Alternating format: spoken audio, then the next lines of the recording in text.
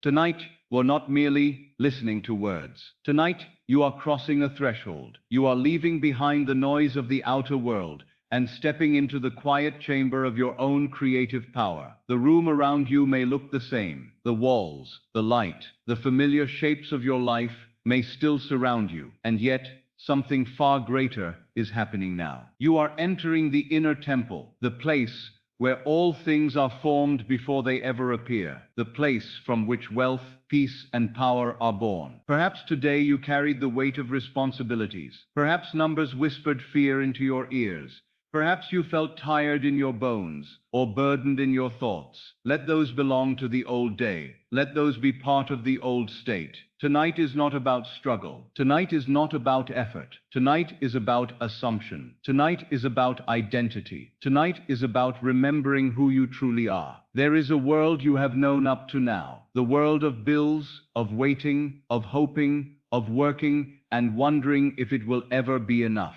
That world was built from yesterday's thoughts, yesterday's feelings, yesterday's assumptions. And there is another world that waits for you now. A world built not on fear, but on knowing. Not on lack, but on fullness. Not on effort, but on law. The law that never fails. The law that declares that your inner state must become your outer experience. Your subconscious mind is the most fertile soil in all creation. It does not judge what you place within it. It does not argue. It does not delay out of cruelty. It simply takes what you feel to be true and gives it form. And sleep, dear friend. Sleep is the open gate to that soil. When the conscious guard lays down its watch, when the outer senses grow quiet, the subconscious listens as a faithful servant listens. It accepts impressions without resistance. It receives commands without debate. It obeys the feeling you fall asleep in. This is why tonight matters. This is why these moments before sleep are sacred. For what you plant now, you harvest tomorrow. What you impress now, you experience later. And tonight, you plant only one seed, not many, not scattered. One single seed, a seed so simple, so pure, so powerful that it contains the entire harvest within it already. The seed is not, I hope to be wealthy. The seed is not, I wish for abundance. The seed is not, maybe one day things will change. The seed is this: I am wealthy, not as a future, not as a dream, not as a distant possibility, but as an identity, as a present fact of being. Before we go deeper, before we open the inner gate fully, I ask you to take a moment now and declare your readiness. The law responds not to silent wishing, but to conscious assumption. To stand in readiness is to open the hands of the soul. And so I invite you to comment, publicly and without hesitation, these simple words: I'm ready to receive. Do not whisper them in doubt. Do not soften them with uncertainty. Comment them as a declaration made before the universe itself. In that moment, you are not asking, you are agreeing, and agreement is power. Now gently, allow your body to begin its descent into stillness. Do not force it. Do not command it harshly. Simply invite it. Draw a slow breath in through your nose. Let it fill your chest and your belly, and even the space behind your eyes. Hold it there for 3 quiet seconds. And now release it slowly through your mouth, as though you were letting go of a heavy garment you no longer need to wear. Again, breathe in, slow and deep, and release. With every exhale, your shoulders soften. With every exhale, your jaw loosens. With every exhale, the day begins to fade like mist under morning light. There is nothing you must solve tonight. There is nothing you must fix tonight. There is nothing you must chase tonight. All effort belongs to the daylight. The night is the womb. The night is the workshop of God within you. The night is where creation happens quietly, without noise, without strain. Let your body sink now into the surface that holds you. Feel how you are supported without needing to earn that support. The bed does not ask you for proof before it holds your weight. The ground does not demand explanation before it steadies your feet. In the same way, the law does not ask you to deserve wealth before it expresses wealth through you. It only asks that you accept it as true. Let these words begin to echo gently inside you, not as wishes, but as facts. I am safe. I am free. I am wealthy. Do not push the words. Let them rest in you the way a bell's tone rests in the air after it has been struck. Wealth is not a pile of coins. Wealth is a state of being. Wealth is a posture of the soul. Wealth is the quiet, knowing that you are carried, supplied, and supported by an invisible order that has never failed. Sleep is not the end of the day. Sleep is the beginning of creation. Sleep is when the seed breaks open beneath the soil. Sleep is when the old story loses its grip and the new story takes root without resistance. And just as surely as night follows evening, the world must follow the identity you accept as true. If you fall asleep thinking, "I am stuck," then stuck becomes your field. If you fall asleep thinking, "I am worried," then worry finds fertile ground. But if you fall asleep thinking, feeling, and knowing, "I am wealthy," then wealth has already been commanded into form. So I ask you now with great tenderness and great seriousness, what are you choosing to be tonight? Not what do you want, not what do you hope for, but who are you becoming as you enter sleep? Tonight we plant wealth not as a question, but as a decree. Tonight, we do not beg the universe, we inform it. Tonight, we do not wait for permission, we assume identity. In a moment, I will guide you across the inner threshold. You will not strain, you will not imagine with effort. You will simply allow images to rise the way dreams rise naturally when the mind is no longer gripping the world of form. You will walk inward, you will feel inward, and your subconscious will listen without argument. You have already begun. The moment you chose to be here, the moment you allowed your body to soften, the moment you whispered even once, "I am wealthy," the seed was placed into living soil. From this moment forward, you are no longer trying to become what you desire. You are learning to rest as what you already are. And now, with your breath slow, your body heavy, your mind quiet, you stand at the door of the inner sanctuary. The old world fades behind you. The new world waits before you. And the law, eternal and faithful, stands ready to shape your life according to the identity you are about to accept. Tonight, you plant one seed only. Now, as your body continues to grow heavier and your breath becomes slow and unhurried, I invite you to step with me into the inner scene. You do not need to strain to imagine. You do not need to force a picture. Simply allow the words I speak to paint themselves gently on the screen of your mind. Let the images rise the way a dream rises, when the mind is quiet and the heart is ready. Inwardly now, see yourself standing upon a wide terrace. The air is calm and mild, neither cold nor hot, carrying a faint scent of something sweet and distant, like blossoms after rain. Above you, the sky is deep and soft, a velvet blue sprinkled with quiet stars. Below, far away, you sense the world you have known, the streets, the buildings, the ordinary concerns. But here, on this height, everything feels still, safe, untouched by worry. You stand at the edge of the terrace, hands resting upon a smooth stone railing. Feel the cool solidity beneath your fingers. You are supported, you are grounded, you cannot fall. As you gaze outward, you notice that the horizon is not empty. There is a gentle golden glow far off,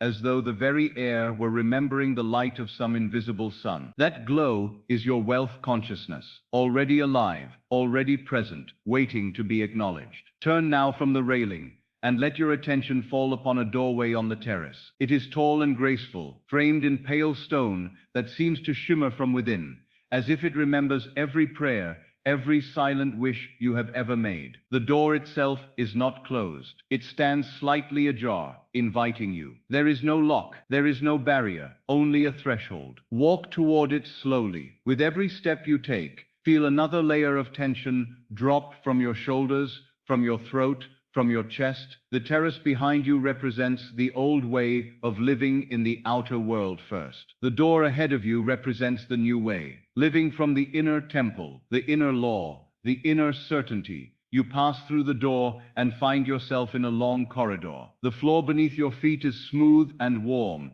as if the stone itself were alive, remembering the sunlight it once knew. The walls are softly luminous, not painted, but glowing with a gentle, steady light that seems to come from nowhere and everywhere at once. There are no harsh shadows here. Everything is clear. Everything is kind. As you walk the corridor, a simple rhythm begins to accompany your steps. With each step forward, an inner phrase rises silently in you. I am wealthy. Step. I am wealthy. Step. I am wealthy. Step. I am wealthy. You do not have to force the words. Let them be a quiet pulse in the background, like the beating of your own heart. This corridor is the passage from the old state of trying to get into the new state of already having. Each step is a movement of consciousness, not of feet. Each step is a decision. I live from the end. I live as the one who already has. Ahead you see another door. This one is larger,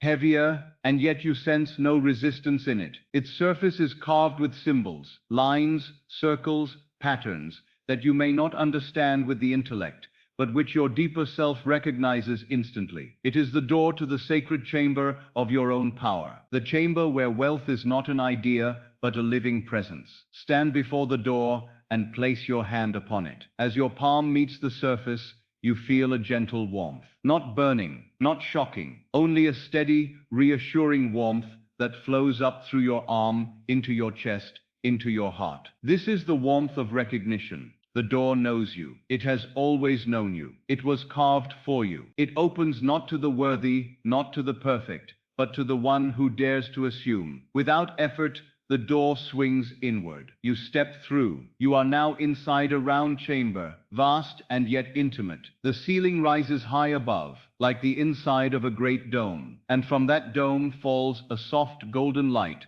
bathing everything in the room with a gentle radiance. There are no harsh edges here. The light seems to wrap itself around you like a cloak of safety. This is the chamber of your wealth identity. This is the heart of your inner temple. In the very center of this room stands a broad table, carved from a single piece of stone that gleams faintly, as though polished by many loving hands.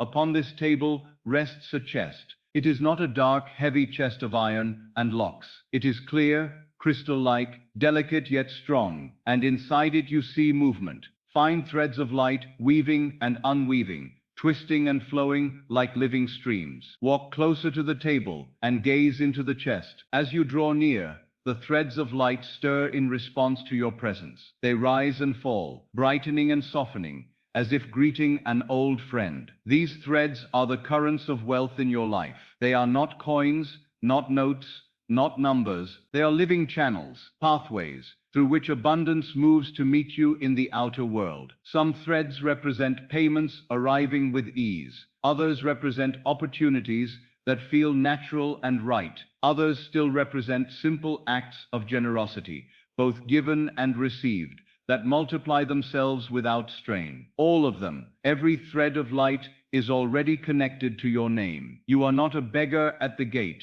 You are the heir of this treasury. Place your hands gently upon the crystal chest, and you do feel the light respond. The threads lift and begin to flow toward your fingers, wrapping themselves around your hands, your wrists, like warm streams of pure energy. You do not pull them, they come willingly. In their touch, you feel safety, you feel sufficiency, you feel more than enough. As you stand there, the light begins to gather itself into a single luminous ribbon. It coils around your hands, then around your wrists, and then forms into a soft, glowing bracelet encircling your right wrist. It fits you perfectly, neither loose nor tight. It is the symbol of living wealth, not chased wealth, of natural abundance, not desperate striving. Look at this bracelet. See how it glows, not with a harsh glare, but with a warm, steady light. This bracelet is your mark. It says, in the silent language of the subconscious, wealth is my normal. Provision is my nature. Abundance is my identity. You do not have to repeat those words endlessly. The symbol itself speaks them for you. Now the chamber begins to shift. Without walls moving, without any noise, new spaces open around you. To your left, an archway appears, leading into a garden. To your right, another archway leads to a small hall lined with doors. Before you, a pathway of golden stone extends outward, glowing softly, inviting you to walk the way of the wealthy one. Turn first toward the garden. Step through the archway and feel the air change. It is warmer here, scented with flowers and fresh earth. The ground beneath your feet is soft and springy, as if each step were taken upon living moss. Lanterns hang from unseen branches, casting pools of golden light around you. The garden is alive, and everything in it seems glad that you have arrived. As you walk along the path, you notice small clearings. In one clearing there is a table beneath a flowering tree. Upon this table are papers and a pen. Approach it now and see what is written. You see a document, simple, elegant, a contract of some kind. As your eyes move across it, you notice something remarkable. Your name is already there. The figures beside your name are generous. The terms fair and easy. You do not sign with anxiety. There is no rush in your hand. Take the pen and sign as the one who already expects good. Feel how natural it is. The ink flows smoothly. The signature appears without hesitation. And as you complete it, a soft breeze moves through the garden, as though the very air were pleased. This is the first scene. Wealth as easeful agreement. No struggle, no begging, no fear of loss. You sign because it belongs to you. You accept because you are the wealthy one, and the world is merely catching up to your inner state. Walk now to the next clearing. Here you see a small bench beside a fountain. The water falls gently into a shallow basin. On the edge of the fountain rests a simple envelope with your name upon it. Pick it up and open it slowly. Inside you find a notice, a payment made to you. It may be wages, a gift, a refund, a return, a settlement. It does not matter what form the mind assigns. What matters is the feeling. Read the words, paid, released, delivered. Allow a wave of quiet relief to move through your chest. Feel how natural it is that money finds its way to you. Sense how calm you are as you receive it. There is no shock here, no disbelief, only the soft recognition. Of course, this is my normal. I am wealthy. Let that feeling sink deeper. This second scene teaches your subconscious that receiving is safe, normal, and steady. You are not surprised by good, you are accustomed to it. Move now along the garden path to a third clearing. Here you see a long table with chairs around it. Some are occupied. Faces you know and faces you do not yet know. Sit there, talking and laughing. At your place on the table is a small pouch, already prepared for you. Open it and you find coins or notes, symbols of your overflow. Now watch what you do. You do not clutch them. You do not hide them. Instead you rise, walk around the table, and place part of what you have into the hands of another. Perhaps a friend in need, perhaps a stranger, perhaps a cause that matters to you. Notice how it feels. Your heart does not tighten. There is no fear that you will run out. There is joy in the giving. There is lightness in the release. You return to your seat, and as you do, you feel inwardly that nothing has been lost. In fact, something has increased. You feel larger, freer, more open. This third scene plants the idea that generosity is not a risk, but a natural movement of wealth through you. You are not a stagnant pool. You are a flowing river. Now step out of the garden and back into the central chamber. The bracelet around your wrist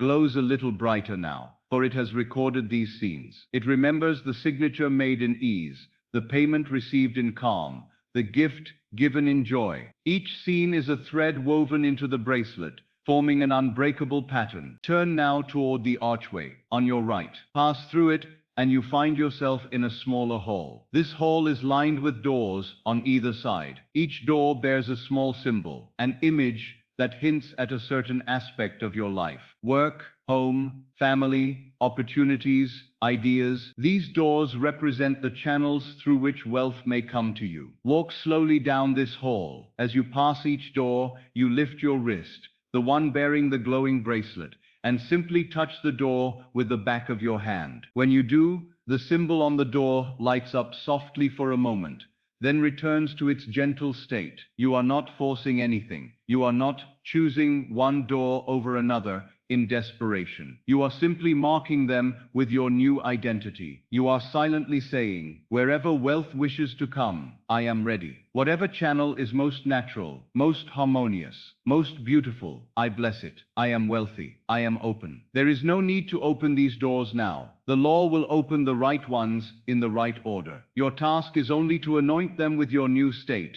Having blessed the doors, return once more to the great chamber. In the center, upon the table, where the crystal chest stood, you now see a seal, a small, simple seal of warm metal resting upon a cushion. It is engraved with a symbol that you somehow know means already mine. Pick up this seal. Feel its weight in your hand. It is not heavy, yet it feels substantial, real, dependable, enduring. You understand, without needing many words, what this seal is for. It is for your inner decisions. It is for the invisible agreements you make in consciousness. Bring the seal gently to the bracelet around your wrist. As the metal touches the glowing light, there is a soft, almost musical sound, a quiet note, like a single chime ringing somewhere in the distance. In that moment, something is completed. The bracelet is not merely an ornament now, but a living mark, an energetic imprint. I am wealthy. From this night onward,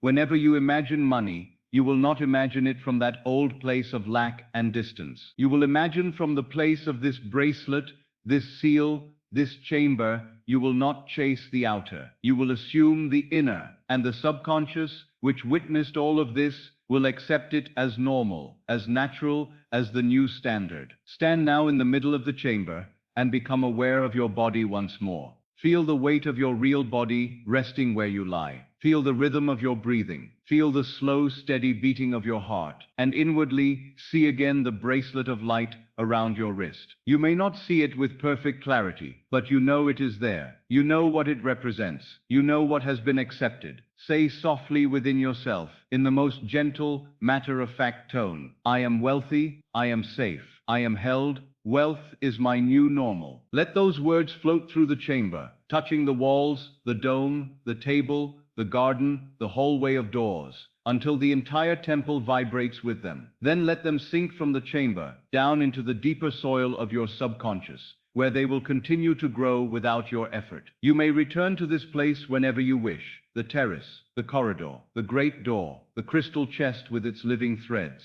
the garden of signatures, payments, and generosity, the hall of doors, the bracelet, and the seal. All of it is yours. It is not fantasy, it is the inner pattern of a wealthy life taking shape. Now as your breath moves slowly in and out, you begin to drift closer to the edge of sleep. Do not resist it. Do not cling to wakefulness in fear of losing this temple. The temple lives in you. The bracelet lives in you. The mark is already impressed. Allow yourself to sink deeper into rest, knowing that your subconscious has seen, has heard, has felt, and once it accepts a thing as real, the outer world cannot help but rearrange itself to match. You are no longer the one struggling to reach wealth. You are the one from whom wealth flows naturally. You are the wealthy one, falling asleep in your true identity. Now that the image of the inner temple is alive in you, we move to the heart of this work, who you are. Not what you have, not what you earn, not what you hope for, who you are. For all that appears in your world is only the echo of that silent answer. I have said many times, you do not attract what you want.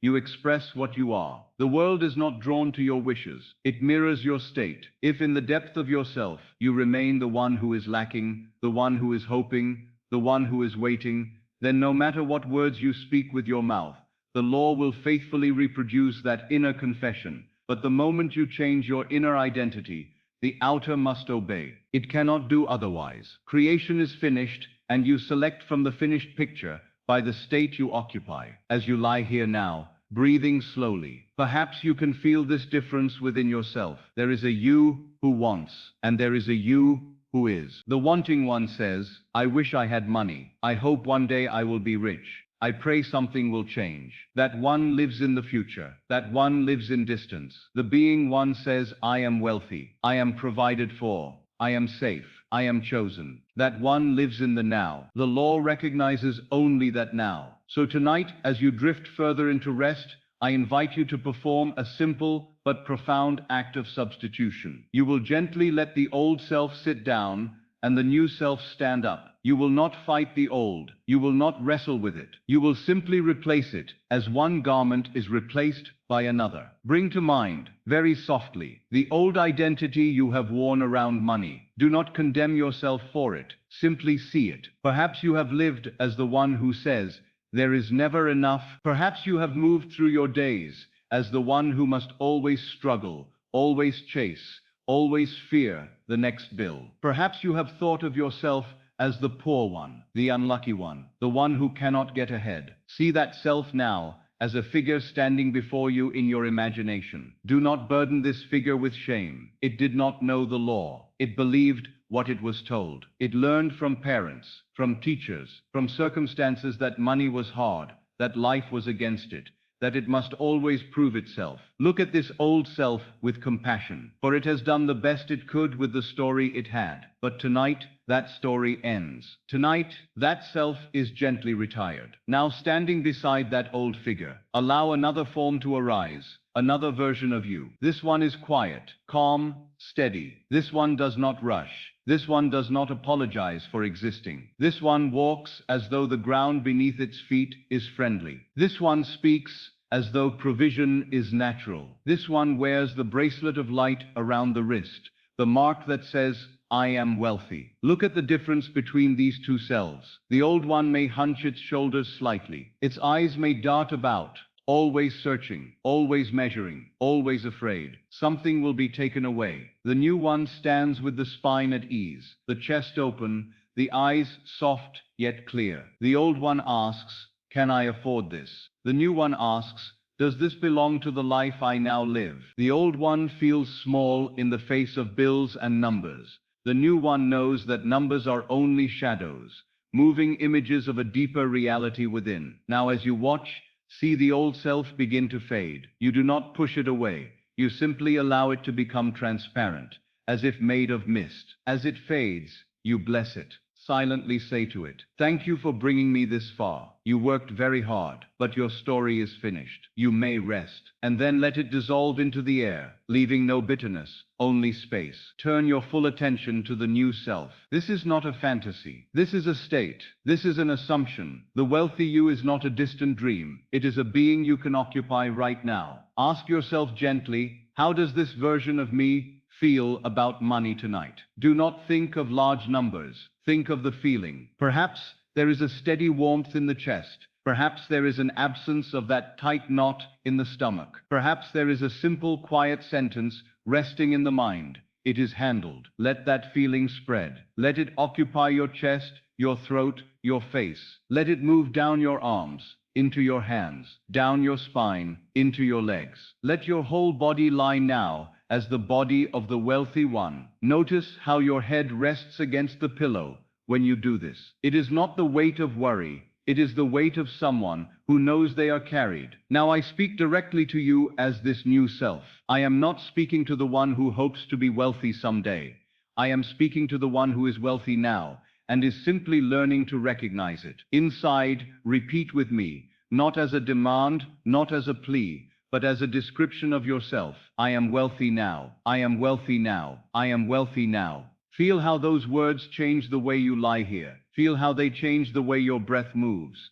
Feel how they change the way your heart beats. When the old identity speaks, the heart beats fast and uneven. The breath is shallow. The jaw is tight. When the new identity speaks, the rhythm changes. Everything slows. Everything softens. Everything deepens. You may find that another voice rises in you, whispering, but look at the bank account. Look at the numbers. Look at the bills. That is the old self trying to claim authority. It believes that appearances are the truth. But I tell you, truth is not what you see with these eyes. Truth is what you accept in imagination. The numbers you see now are only the harvest of yesterday's identity. If you continue to water the old identity, you will reap the same field. If you plant a new one, the harvest must change. So do not argue with the voice. Gently answer it. When it says, you are poor, you respond, silently but firmly. No. I was poor in consciousness. I was poor in assumption. That state is finished. I am wealthy now. When it says, you cannot afford that, you answer, I choose what belongs to my new life. I am guided. I am supplied. When it says, nothing ever works out for you, you say, that story is not mine anymore. I live in the end, where things work out for me. Again and again, you replace, not with force, but with persistence. The old phrase arises, you lay the new phrase over it. The old feeling stirs, you breathe the new feeling into it. This is the substitution of identity. This is repentance in its true sense. Not weeping and pleading, but a radical changing of the mind, a turning from one state to another. As you continue to breathe slowly, imagine now that your inner temple, the terrace, the corridor, the crystal chest, the garden, the hall of doors, exists not outside you, but within your very chest. See the dome resting where your ribs curve. See the bracelet of light around your wrist, as if it were an organ of your being. This is not a journey you must make again and again at great distance. This is the place you now live. Say softly within, I no longer visit wealth. I live as wealth. I no longer desire from afar. I assume from within. The difference between desiring and being is subtle but absolute. Desire says, one day, soon, perhaps. Being says now. Desire looks at the outer world and reacts. Being looks at the inner world and creates. Desire measures. Being decrees. Desire cries, if only. Being quietly states, I am. So when you feel the old impulse rising to say, I want, I wish, I hope, catch it gently and turn it. Instead of, I want more money, say, I am the one through whom money flows. Instead of, I wish I could be debt-free, say, I am the one whose obligations are light and easily fulfilled. Instead of, I hope something changes, say, I have changed. Therefore, my world must change. Do you see the difference? In the first set of phrases, you stand outside the promise, looking in through the window. In the second, you are inside the house, moving from room to room. Tonight, I invite you to cross that threshold completely. No more looking in. No more pressing your hands against the glass. You belong in the house. Imagine, if you will, a simple scene that represents your wealthy identity. Perhaps you see yourself waking in the morning with no knot in the stomach. Perhaps you see yourself checking your accounts and feeling calm. Perhaps you see yourself paying something with ease, watching the numbers move without fear. It need not be dramatic. Let it be quiet, simple, believable. Step into that scene now. Do not watch it as though it were a picture on a wall. Feel it from within. If you are sitting in a chair at a table, feel the chair under you. Feel the weight of your hands resting. Feel the warmth of the room. Hear the gentle sounds around you, the rustle of paper, the ticking of a clock, the distant murmur of life. Let that single scene be your new dwelling place. In that scene, listen to the thoughts that move through your mind. They are not the frantic, fearful thoughts of the old self. They are simple and clear. I am taken care of. I always have more than enough. Money comes to me in ways expected and unexpected. I handle it wisely. I enjoy it. I share it. Let these thoughts be your inner dialogue. Now let us gently rehearse the substitution. Bring back for a moment the old thought. There is never enough. Let it appear in the distance, faintly. Do not argue with it. Simply answer it from the new state. In my world, there is always enough and more. I am wealthy now. Then let the old thought fade, as if it were written in chalk and the rain of your new assumption washed it away. Another old thought appears. I am bad with money. You smile softly at it. No, that was the story I once told. I am guided. I am learning. I am a calm, wise steward of wealth. I am wealthy now. Feel the difference in your body as you say this. The old sentence made you smaller. The new one expands you. Another old thought. Rich people are never like me. That life is not for me. Answer it gently. Wealth is not for a special class. Wealth is a state, and I have taken it. I am the wealthy one now. I do not imitate, I originate from within. And again, let the old sentence break apart and disappear. Little by little, repetition by repetition, you are training your subconscious to accept a new answer to the question, who am I? And once that answer is changed, the outer conditions must change in harmony. They may do so quietly at first. Small shifts, minor arrangements, modest opportunities. But remember, every tree begins as a small seed. Your task is not to dig up the soil each morning to see if it has grown. Your task is to keep assuming, keep feeling, keep being. So now we practice a gentle rhythm. With each breath, a substitution. As you inhale, you gather up the old identity. As you exhale, you release it and settle into the new. Inhale, feeling the memory of the poor one, the worried one, the one who always struggled. Exhale and sink into, I am wealthy now. Inhale, remembering how you once spoke about money, complaining, fearing, doubting. Exhale and feel the words. Money serves me now. I am calm. I am complete. Inhale, noticing any remaining tightness in the body, any lurking sense of not enough. Exhale, and let that tightness dissolve into the feeling of more than enough. Let us repeat together within, slowly, softly, like a lullaby to the subconscious.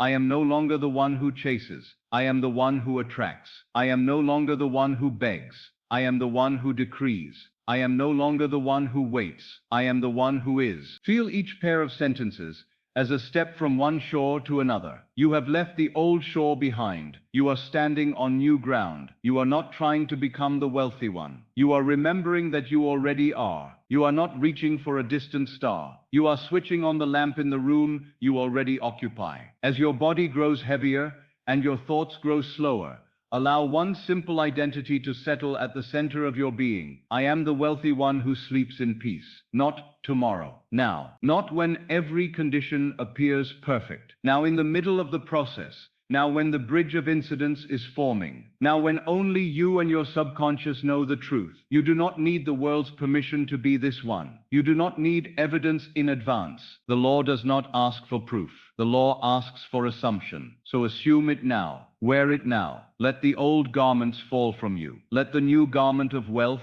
ease, and sufficiency cover you completely. And as you move closer to the state akin to sleep, let your last clear awareness be this quiet, knowing, I am not trying to get wealth. I am resting as wealth. I am not asking to be supplied. I am the one from whom supply flows. I am not the poor, seeking the rich. I am the rich, awakening to myself. Let that be your final word on the matter tonight. The subconscious has heard you. The change of identity is underway, and the world, obedient servant of your inner state, is already finding its way to match the new you have dared to be. Now that the new identity has begun to clothe you, let us walk deeper into the inner world where that identity is sealed. For every true change of state must be followed by agreement. Tonight, you will not be begging for wealth. You will be signing it. You will be entering into quiet, irrevocable covenants with yourself, written in the language the subconscious understands.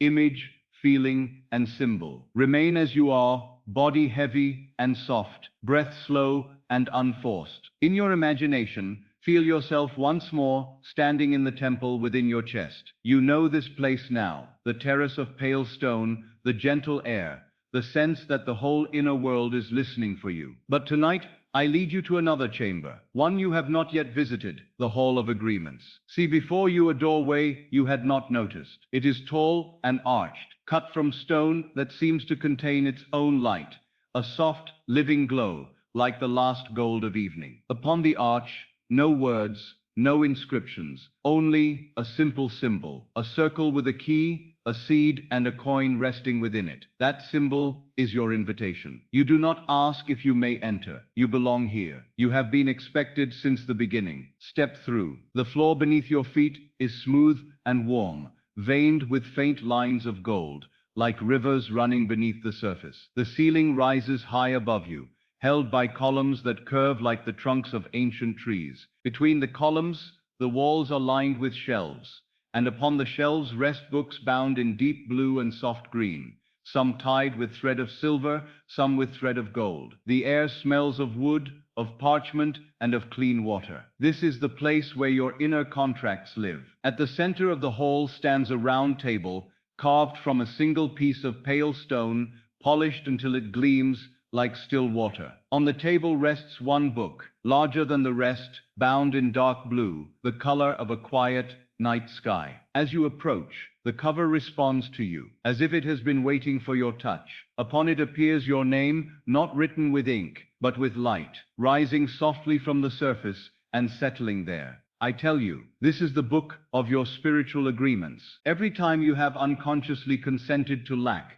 to struggle, to fear, it wrote itself here. Every time you have silently said, money is hard, life is against me, I am not enough, those lines were recorded, not to condemn you, but to show you what you had chosen. Tonight, we turn these pages, and we write anew. Place your hand upon the cover. Feel the warmth rising through your palm, moving up your arm, into your chest. With that touch, the book opens of its own accord. Pages turn gently, like leaves in a soft wind, until they come to rest upon a blank spread. The paper glows faintly, like the inside of a seashell. At the top of the left-hand page, you see your name, written, again in light. Beneath it, a simple line appears. I agree. Beside the book rests a pen, slender and balanced, made of something that seems part crystal, part flame. When you lift it, it is warm, perfectly fitted to your hand. This pen does not carry ink. It carries intent. It writes in light,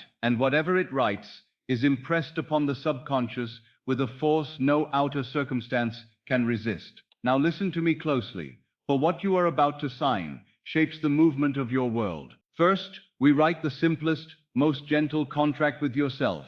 I agree to prosper in peace. Let your hand move slowly, each letter appearing in light upon the page. As you write, do not rush. Feel the meaning sinking into you. To prosper in peace means no more frantic striving, no more belief that money must be purchased with health, with sleep, with peace of mind. It is an agreement that abundance shall come to you in ways that do not injure your soul. As the sentence completes, the words sink slightly into the page, as if the paper drinks them. A soft glow rises from the line and moves into your chest. Your body answers with a little loosening at the base of the throat, a breath that goes a little deeper. The whole seems to hum in approval. You have made your first sacred agreement.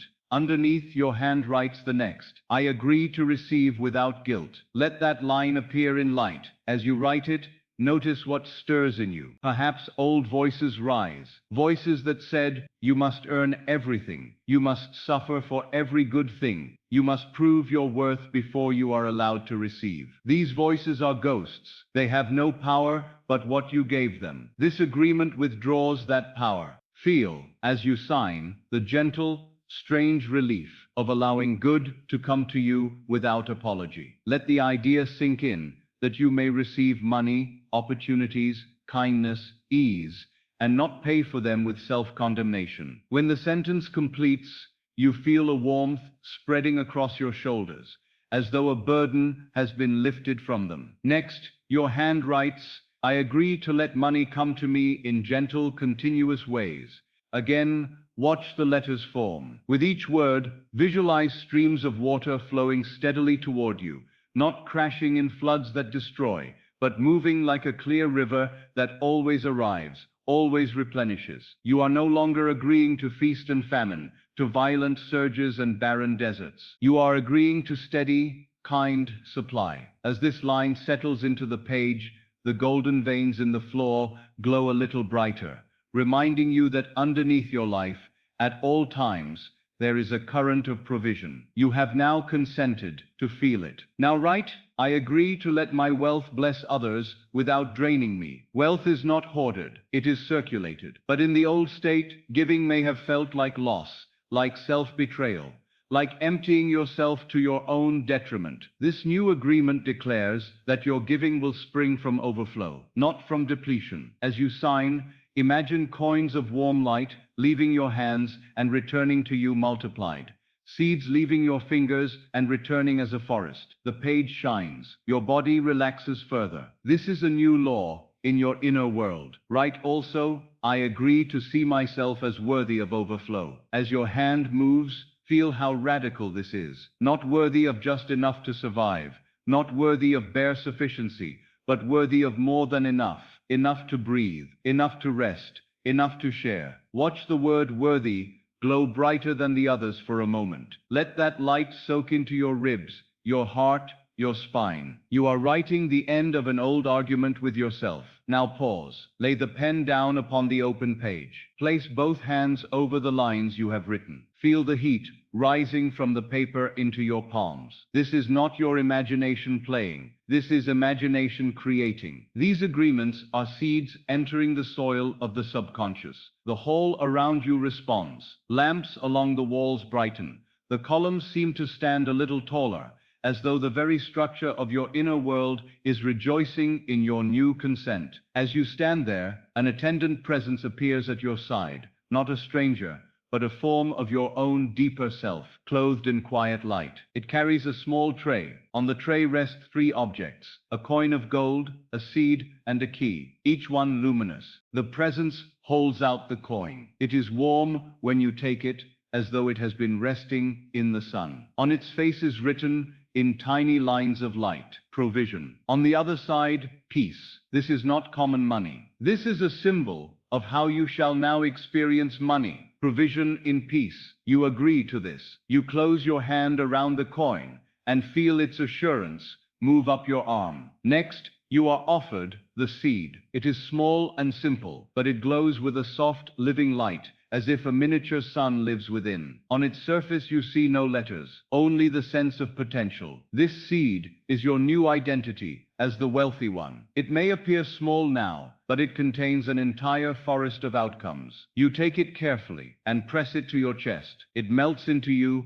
lodging in the soil of your heart. Finally, the key. It is slender, beautifully made, with a bow shaped like a circle of intertwined branches. On the stem of the key, three lines of light are carved: access, ease, belonging. This key is not for outer doors, it is for states. It opens every inner door that wealth has ever walked through. You take it, and as you do, you feel a subtle shift. You are no longer the one knocking from outside. You are the one for whom doors are already prepared. The presence nods, satisfied, and gestures toward the far side of the hall. There, a doorway opens into soft green light. You step through and find yourself at the edge of a forest. The trees are tall, their leaves deep and glossy, their branches forming a canopy that filters the light into gentle patterns on the ground. The air is cool and smells of earth and water. Ahead you hear the low murmur of a spring. This forest is the outer image of what you have just done within. Each tree is a contract, each leaf a line of agreement,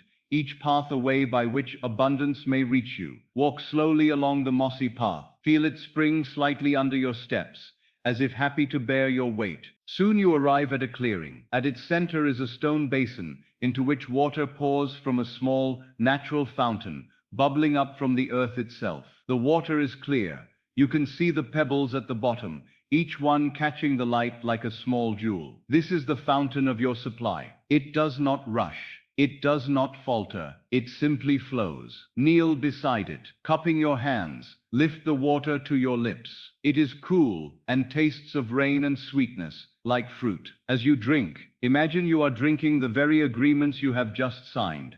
The peace of prosperity, the guiltless receiving, the steady supply, the blessed giving, the sense of worthiness. Let the water carry those agreements into every cell of your body. Feel the refreshment spread down your throat, into your chest, into your belly, into your arms and legs. You are not merely thinking new thoughts. You are ingesting a new destiny. Now look into the surface of the water as it settles. At first you see your reflection, calm and luminous, the wealthy identity you have begun to accept. Then, as ripples form, scenes arise, glimpses of the life that flows from these agreements. You see yourself opening a letter and feeling relief, because it bears the words paid in full. You see yourself speaking with someone about money and feeling no shame, only clarity and calm. You see yourself giving a gift, perhaps small in amount but large in feeling, and sensing no fear of loss, only the joy of circulation. You see money arriving in ways gentle and right, an opportunity, a fair payment, a debt forgiven, a channel you had not considered. Do not strain to see every detail. It is enough to feel the tone of these scenes: ease, sufficiency, quiet gratitude. You are not chasing these outcomes. They are growing out of the seed you planted. The forest around you is proof. Every tree stands because of a seed once hidden. Beside the fountain, you notice a small pile of coins, seeds, and keys arranged upon a flat stone. These are not for taking. They are for understanding. Each coin shines with a word: income, gift, increase, return. Each seed glows with a word: idea, courage, decision, generosity. Each key carries a word: meeting, timing, introduction, favor. All these are forms of the law's activity on your behalf. They are the ways by which your agreements will express themselves in the outer world. You reach down and touch one of the seeds, idea. As your fingers brush it, a quiet thought arises in your mind. Some simple, practical step that you could take in your waking hours. Something aligned with your gifts and your peace. Do not force it now. Simply note that such ideas will come, gently and naturally as this seed sprouts. You do not need to chase them. They will present themselves. You touch a coin, increase. As you do, you feel a subtle shift in your chest, as if some inner ceiling has lifted. This is the end of the belief that you must always remain at the level you have known. You have agreed to increase, not by strain, but by law. Your subconscious has signed the contract. You lift a key, favor. In that touch, you sense that there are men and women you have not yet met who will act kindly toward you, who will open doors, who will say, yes, of course, without knowing why. They will simply be responding to the agreements you have made tonight. Everyone you meet plays the part assigned by your inner state.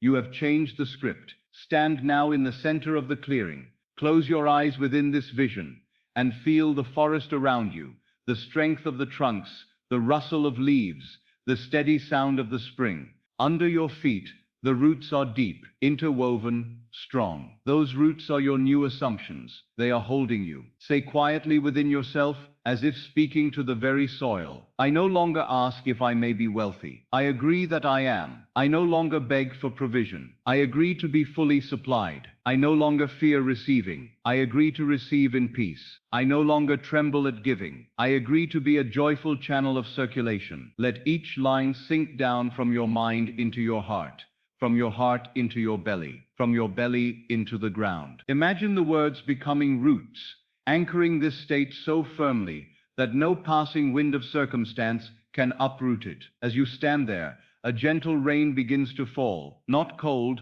not harsh, but soft and warm, like a blessing. Each drop that touches you carries the same message, agreed. On your shoulders, agreed. On your hands, agreed. On the top of your head, agreed. The forest drinks this rain. The seeds drink it. The roots drink it. Your agreements are being watered. Now the rain slows, becomes a fine mist, and then fades. The air is clear, the colors brighter, the fountain singing a little more strongly. You look around and see small shoots of new growth at the base of trees, tiny leaves unfurling, a hint of flowers that are not yet open. These are symbols of the incidents that will soon appear in your life, subtle at first, then unmistakable, each one an echo of what you signed in the hall. You turn and walk back along the path, the moss springing under your feet, the trunks of the trees standing like friendly guardians. The doorway to the Hall of Agreements awaits you. As you step through, you find yourself once more at the round table, the blue book still open, the luminous sentences still glowing faintly upon the page. Take up the pen one more time. Beneath all the other lines you have written, add one final, simple contract. I agree to remember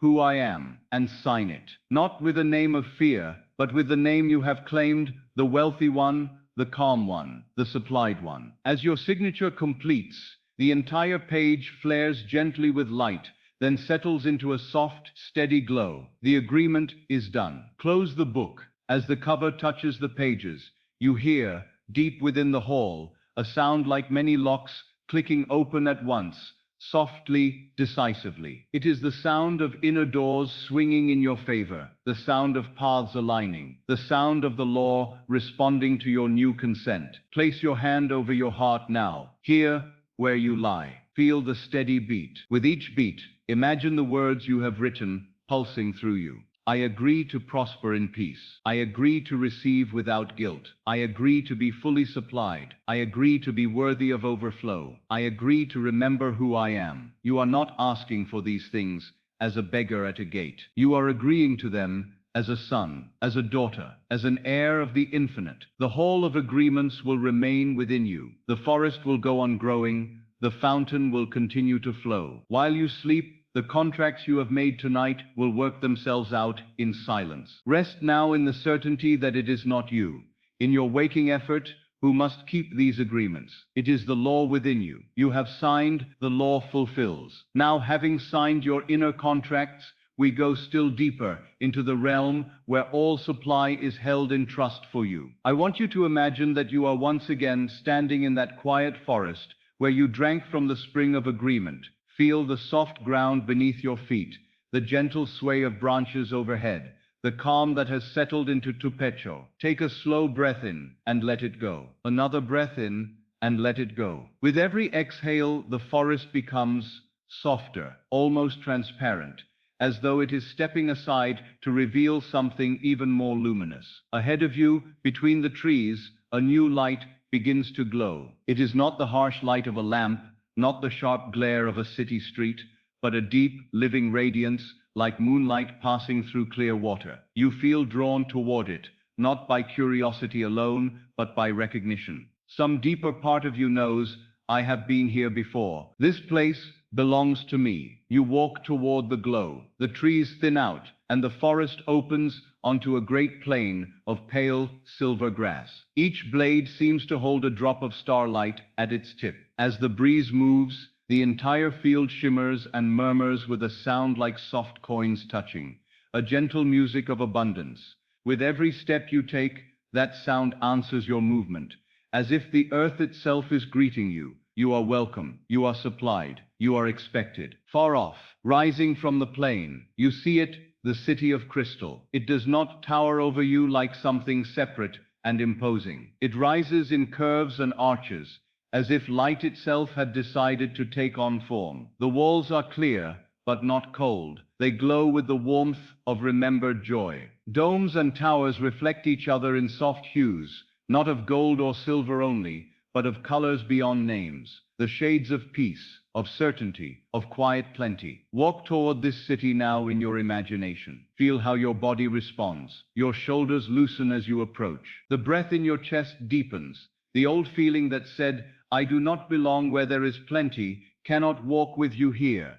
It drops away like a cloak that was too heavy. You are coming home to the treasury of your own being. At the edge of the city, there is no wall of defense, only an open archway carved from a single piece of translucent stone. Symbols are etched into its surface, lines, circles, spirals, that seem to move when you do, as though they are reading you as you read them. I tell you, this is the entrance to the treasury of light, the inner storehouse where every fulfilled state, every answered prayer, every manifestation of wealth already exists in seed form. You place your hand upon the arch. The stone is warm, alive. It pulses once beneath your palm, as if to say, I know you, I have always known you. At that touch, the archway brightens, and you step through. Inside, a broad avenue stretches out before you, paved in something like glass, yet soft to walk upon, as if you are moving over light made solid.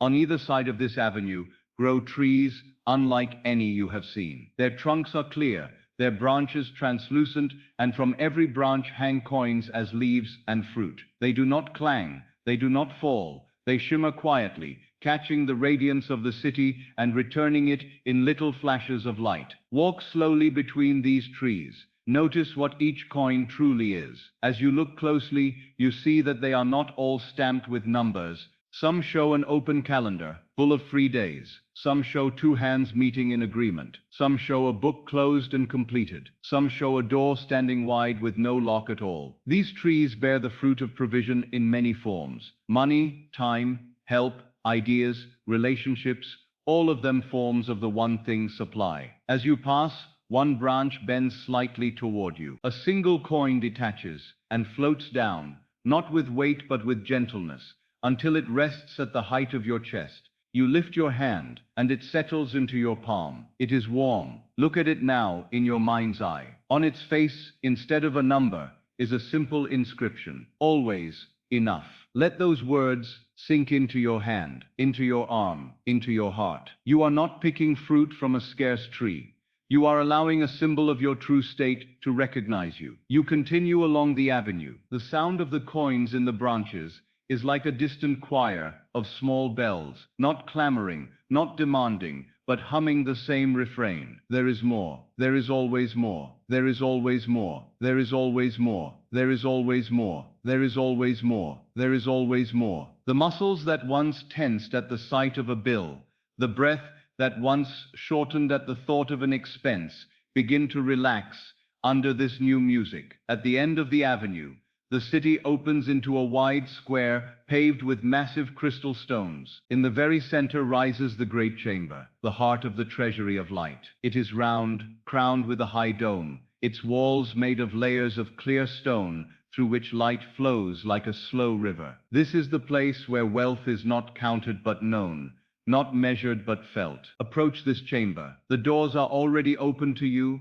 tall and arched, inviting. You cross the threshold, and at once the atmosphere changes.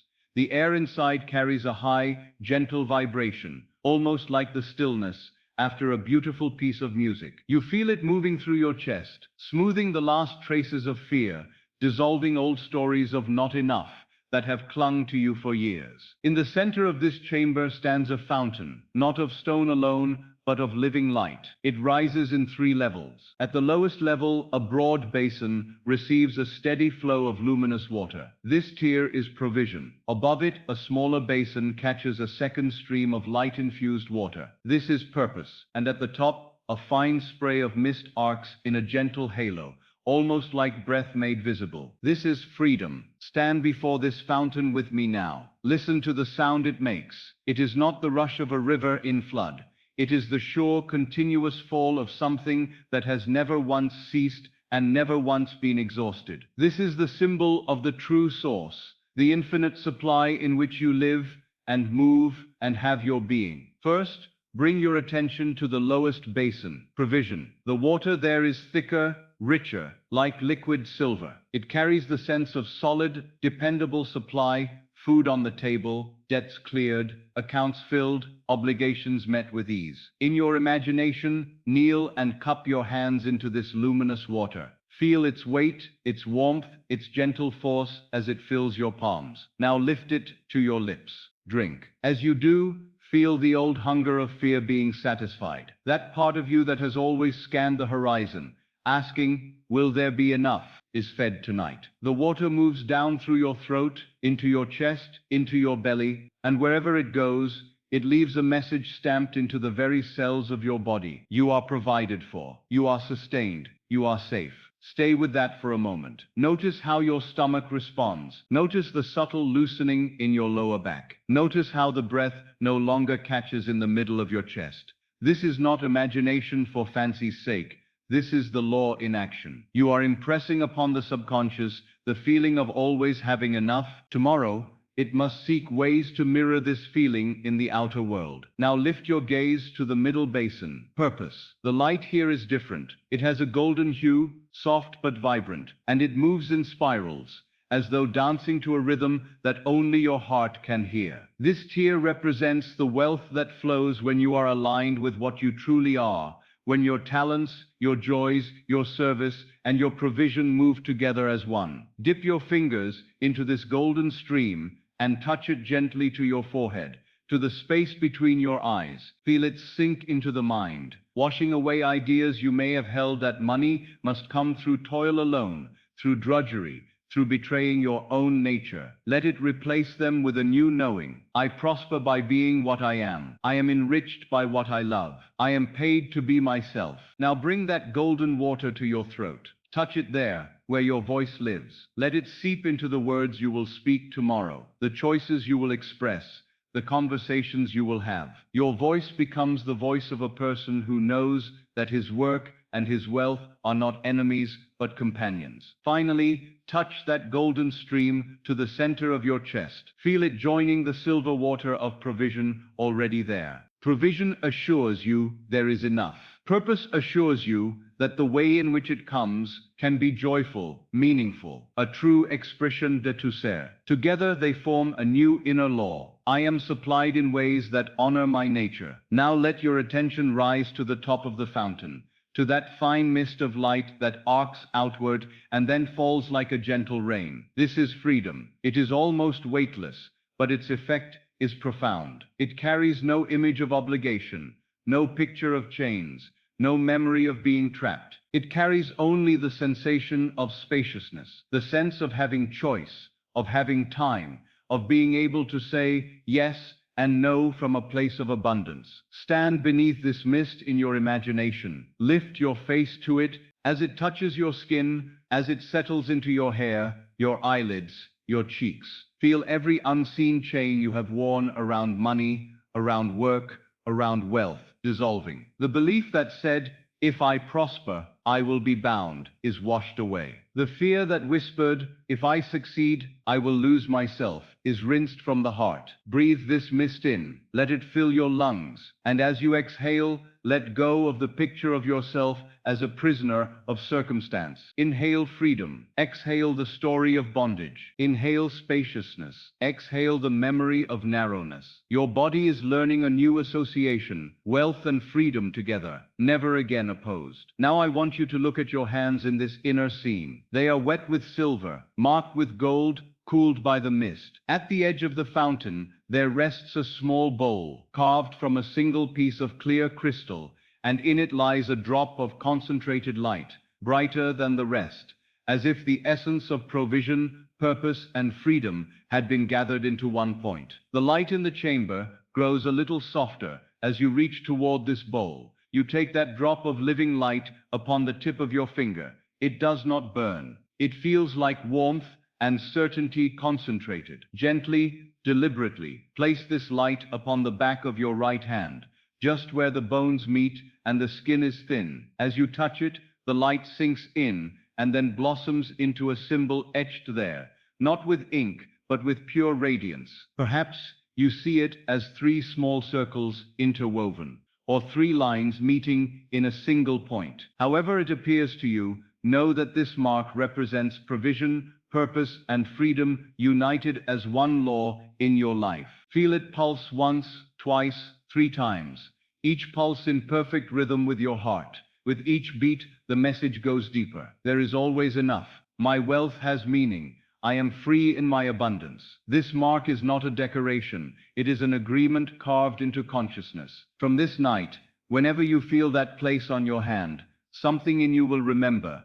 I live in a universe of endless supply. Take a moment now and simply stand in that chamber. Look around. Along the curved walls, you notice shelves, not of wood, but of light. Upon them rest forms that shift and shimmer as you gaze at them. Each one is a fulfilled state of wealth. Businesses thriving, debts forgiven, homes secured, gifts given, families at ease, creations released into the world and richly received. As you watch, some of these forms brighten a little and seem to draw nearer, as if recognizing that you are now in harmony with them. You do not chase them. You do not reach out frantically to grasp. You simply stand in the knowing that what matches your inner mark, what matches provision, purpose, and freedom united is already moving toward expression in your life. Walk slowly around the chamber. Let your fingertips brush the edge of these shelves of light. Each time you touch one, you feel a small pleasant current move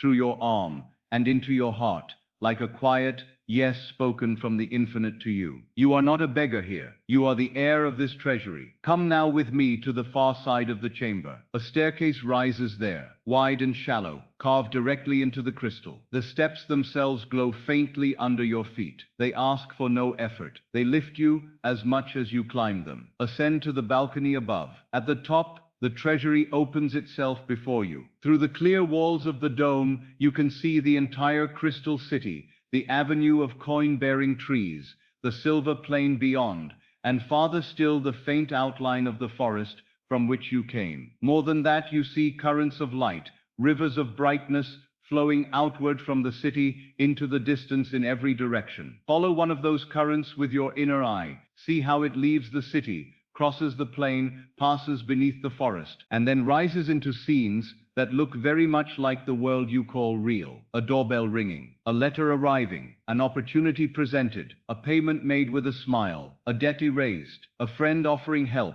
a stranger mentioning exactly the solution you needed. All of these outer events are fed from here, from this unseen treasury of light within you. Notice something very important now. As the currents flow outward, the fountain in the chamber below does not diminish. The basins do not empty. The streams do not run thin. For every thread of light that leaves, more appears. This treasury cannot be depleted. It is not a store of coins that will run out when a certain number has been spent. It is a living source, forever renewing itself, because it is the life of God in you. Let that realization rest not only in your mind, but in your body. Feel how your muscles respond to the idea that supply cannot be exhausted. Feel the slight astonishment in your nerves as they realize, perhaps for the first time, that there is no rebellion here, no resentment, no withholding on the part of the infinite. The only question has ever been, will you align, will you accept, will you allow? Place your right hand, the one bearing the mark, upon the clear rail of the balcony. As you do, the symbol glows softly, and in response a small portion of the moving light below rises up toward you, like mist answering the warmth of the sun. It surrounds your hand, your arm, your chest, and you feel yourself being gently filled with the sensation of access. You know now, not as theory, but as feeling, that you are not outside this flow, trying to get in. You are inside it. You have always been inside it. The city of crystal is your own imagination in its purified form. The trees bearing coins are your own ideas, your capacities, your connections. The fountain is the truth of your being. The mark upon your hand is simply the reminder. Stand there a little longer. Let your breathing find a new rhythm that matches the fountain's steady fall and the gentle currents of light moving through the city. Inhale with the sense of I receive. Exhale with the sense of I release. Inhale, I am supplied. Exhale, I give with joy. Inhale, I have access to all I need. Exhale, I am free to share, to circulate, to bless. You see now why I have always insisted that creation is finished. All states already exist, and you move from one to another, not by effort, but by assumption. Here, in this treasury, you are standing in the state of endless abundance. You are letting your body taste it, letting your nerves hear its music, letting your heart carry its mark. From this vantage point, the old identity of lack has no power. It is simply a memory you once mistook for law. If there is any remaining corner of your mind that says, but what about my situation? What about that bill, that obligation, that need? I ask you now to draw that image up before you very lightly, as if on a sheet of paper. Hold it at the edge of your awareness, and then, in imagination, see one of those currents of light flowing from the fountain below, through the city, across the plain, into that very scene. Watch as the light touches it. You do not dictate how it must change. You simply observe as the image begins to soften, as the numbers rearrange, as new figures appear,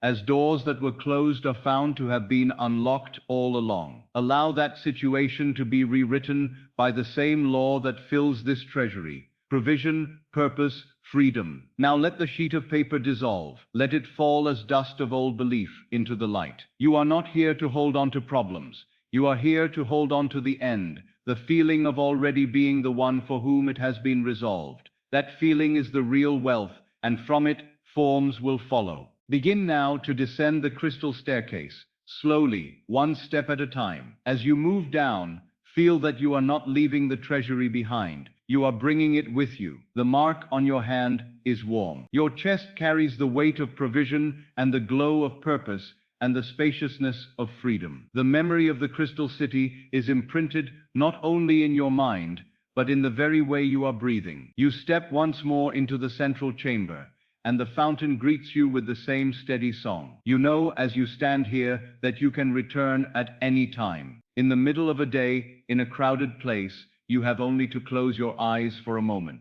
Place your attention on that mark in your hand. Breathe once with the feeling of I am wealthy now, and the door to this treasury opens again. Walk back toward the great doors. As you cross the threshold, the chamber does not close. It simply becomes less defined, sinking gently into the background of your awareness, like a heart that continues its work without demanding to be noticed. You return along the avenue of coin-bearing trees. Now the gentle shimmer of their branches feels familiar. You walk as one who knows that these trees will be here for you every time you choose to visit. At the city's archway you pause, laying your marked hand upon the warm stone once more. This time you feel no question at all, only a deep, quiet recognition. I am of this place. I am not a stranger to abundance. Wealth is the natural expression of who I am. The arch pulses once in agreement, and the silver plain stretches before you like a path of light. Take a final look back at the city of crystal. See the domes shining, the currents flowing, the fountain rising and falling, never exhausted. Know that this image is not fantasy. It is your inner reality, your own wonderful human imagination structured as infinite supply. And as you turn and walk across the plain toward the resting body on the bed, you carry with you not only the memory of it, but its law and its mark. Feel again the soft silver grass under your feet. Hear the faint music of coins, kissing in the branches far behind you. With each step back, the scene grows lighter, dissolving into a gentle glow. The forest reappears at the edge of your awareness, the familiar trees, the quiet path, the sense of having returned from a great temple with a blessing hidden in your hand. Now let even the forest soften, until all that remains is your breath, your body, your heart, beating steadily in your chest. You are lying where you began, but you are not the one who began. You have walked in the treasury of light. You have drunk from provision, been anointed by purpose, and breathed in freedom. You bear the mark of endless abundance on the hand of imagination. As you rest now, know that your subconscious has accepted the lesson. It has seen wealth not as a number to chase, but as an atmosphere you inhabit, a city within, impossible to exhaust. From this night, it will begin to build bridges from that inner treasury to the outer scenes of your life. You need not see how. You need only remain faithful to the feeling. Whisper once more within yourself, softly, with the authority of one who has stood in the chamber of the fountain. I am wealthy now. I live in a universe of endless supply. I cannot exhaust my source. Let those words move through your body like the streams of light that flowed from the crystal city. Let them settle into your bones. Let them rock you gently towards sleep. The treasury of light remains open. The fountain continues to pour. The mark upon your hand glows, even as you forget it in dreams. And while you sleep, the law goes on arranging, providing, preparing. You have entered into the feeling of access, of sufficiency, of infinite provision. That feeling is the seed, and the seed must bring forth after its kind. Rest, then, in that certainty. You have seen the storehouse. You have walked its avenues. You have touched its waters. You have been marked as heir. Nothing more is required of you tonight. Simply let go, and let the endless abundance that is already yours begin to show itself in ways gentle, surprising, and sure. As you rest in the memory of the treasury of light, I want you now to follow me into yet another chamber of your own being, another symbol of how the law works in favor of the one who dares to assume the end. Imagine that you are standing in a quiet lane at dusk. The sky above you is that deep, gentle blue that appears just before the stars step forward. The air is still and soft. You can smell faint traces of jasmine, warm stone, and the memory of rain that has not yet fallen. On one side of the lane, there is a house. It is not a grand palace, not an intimidating building, but a house that feels strangely familiar, like a place you might have visited as a child and then dreamed of for years after. Its walls are made of pale stone, its roof sloping gently, its windows glowing with a soft golden light. There is no fence, no barrier, only a small path of worn stones leading to the door. You walk toward this house. With each step, the sense grows in you that this is not a stranger's dwelling. This is your house, your inner house of resolved things. The place in consciousness where all that once troubled you has already found its answer. You reach the door. There is no lock, no chain, no heavy handle to wrestle with. Only a brass plate at the height of your hand, polished by many touches. You place your palm upon it. As you do, you feel the warmth of welcome rise from the metal into your skin, into your arm, into your heart. The house knows you. It has been waiting. The door swings inward with a soft sigh, like a contented breath. You step inside. The entryway is wide and quiet, lit with a gentle light that seems to come from nowhere and everywhere at once. The air is the perfect temperature, neither warm nor cold, simply kind. Along one wall hangs a row of hooks. Upon those hooks you see coats, cloaks, garments of many shapes and textures. As you look closer, you realize these are the old identities you have worn around money, around work, around life. You see the heavy coat of "I never have enough," the tight, stiff jacket of "I must struggle to survive," the thin, anxious garment of "things always go wrong for me." One by one, you take these from the hooks. Feel their weight in your hands. Feel how they have rested on your shoulders for years, bending you forward, narrowing your breath, making every step feel like a burden. Now in imagination, hang them aside. You no longer need to wear them. As each coat leaves your hands, feel your body straighten a little. Your shoulders lift, your chest opens. The air in the entryway grows lighter. You are not a pauper entering a rich man's house. You are the owner at last, removing garments that no longer fit your nature. On a small table by the door rests a ring of keys. They are made of bright metal, simple and beautiful. You see that they are all your size. No key here is too heavy or too ornate. Each one fits comfortably into your hand. Around the ring, engraved in small letters, are the words, "For doors that already belong to you." Take the ring in your hand. Feel the reassuring weight of it. These are not keys of begging. They are keys of remembrance. They do not open what is closed by another's will. They open what has always awaited your assumption. As you stand there, the house seems to breathe. You hear a low, peaceful hum under the quiet, as though the very structure is alive with certainty. You take a step forward, and a corridor opens before you, lined with soft lamps and framed pictures hanging on the walls. Walk down this corridor. On each side, at eye level, are frames, simple, elegant, made of dark wood. Inside them, you see papers. As you move closer to the first frame, you recognize what it holds. A bill, a notice, an account statement. It is one of those documents that in the outer world once made your stomach twist and your chest tighten. Look at it now. The numbers, the due date, the printed words, all seem to be waiting, suspended. You notice a small latch on the side of the frame. Gently, you open the glass and breathe out slowly onto the paper, just as you did in the atrium of agreements. As your breath touches the page, something remarkable occurs. The numbers begin to blur, to soften, and then to rearrange themselves. The red ink of demand fades. In its place, a new stamp appears, firm and clear, pressing itself across the page.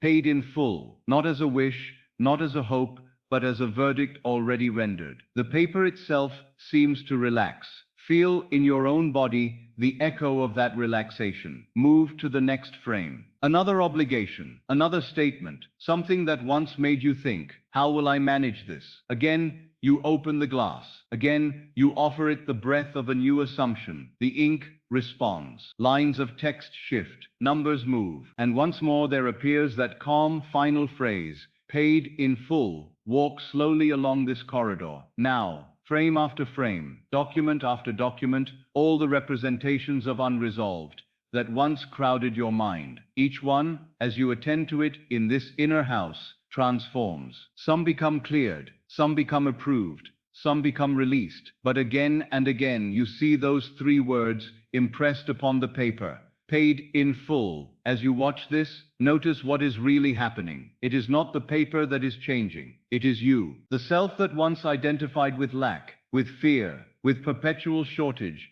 is being replaced by the self who simply assumes all that concerns me is resolved in my favor. You are not trying to force a miracle. You are allowing your true identity to rewrite its own record. At the end of this corridor, the walls open into a round hall. In the center stands a low table. Upon it lies the ring of keys you are already holding. But now, as you look closely, you see that each key is inscribed with a single word: money, work, rest, gifts. There are others as well, but tonight we will walk through these 4 doors together. Pick up the key marked money. Feel it in your palm. This is not the key of striving, not the key of worry. It is the key of resolve supply. Ahead of you, on one side of the hall, stands a door. The wood is dark and smooth, the handle simple. As you draw near, you see a small brass plate upon it. Money room. Place the key into the lock.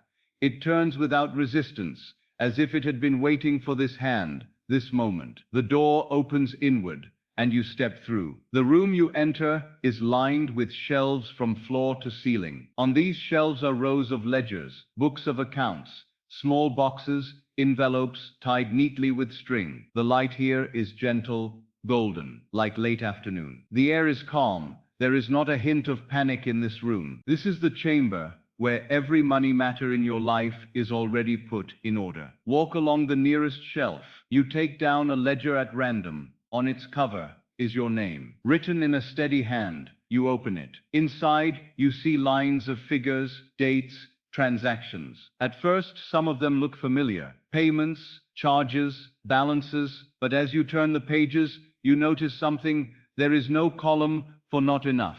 There is no place for impossible. Every line ends in equilibrium. Everywhere. The figures conclude with surplus, with covered, with complete. Run your fingers along a page. Let your fingertips feel the texture of numbers that rest instead of quarrel. Each page carries a subtle, living piece. You place the ledger back on the shelf, and as you do, it glows briefly, as if acknowledging that you have accepted its truth. On a table in the middle of the room sits a shallow bowl filled with coins. They are not random. Each one bears, on one side, a situation, rent, tuition, taxes, debts, unexpected expense, and on the other side, a simple phrase, resolved in my favor. These are the coins of decisions, the tokens of how you choose to see every financial question that arises in your life. Pick one up. It might be rent. Feel its weight. Flip it over and read, resolved in my favor. Feel what those words do in your chest. Another coin, debts. Turn it,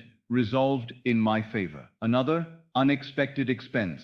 Turn it, resolved in my favor. With every coin you touch, a new pattern is being installed in your subconscious. Whatever arises in the realm of money, the outcome bends toward your good. There is a small chute along one wall of this room. Above it burns a quiet flame, and beside it is a basket holding old, crumpled scraps of paper.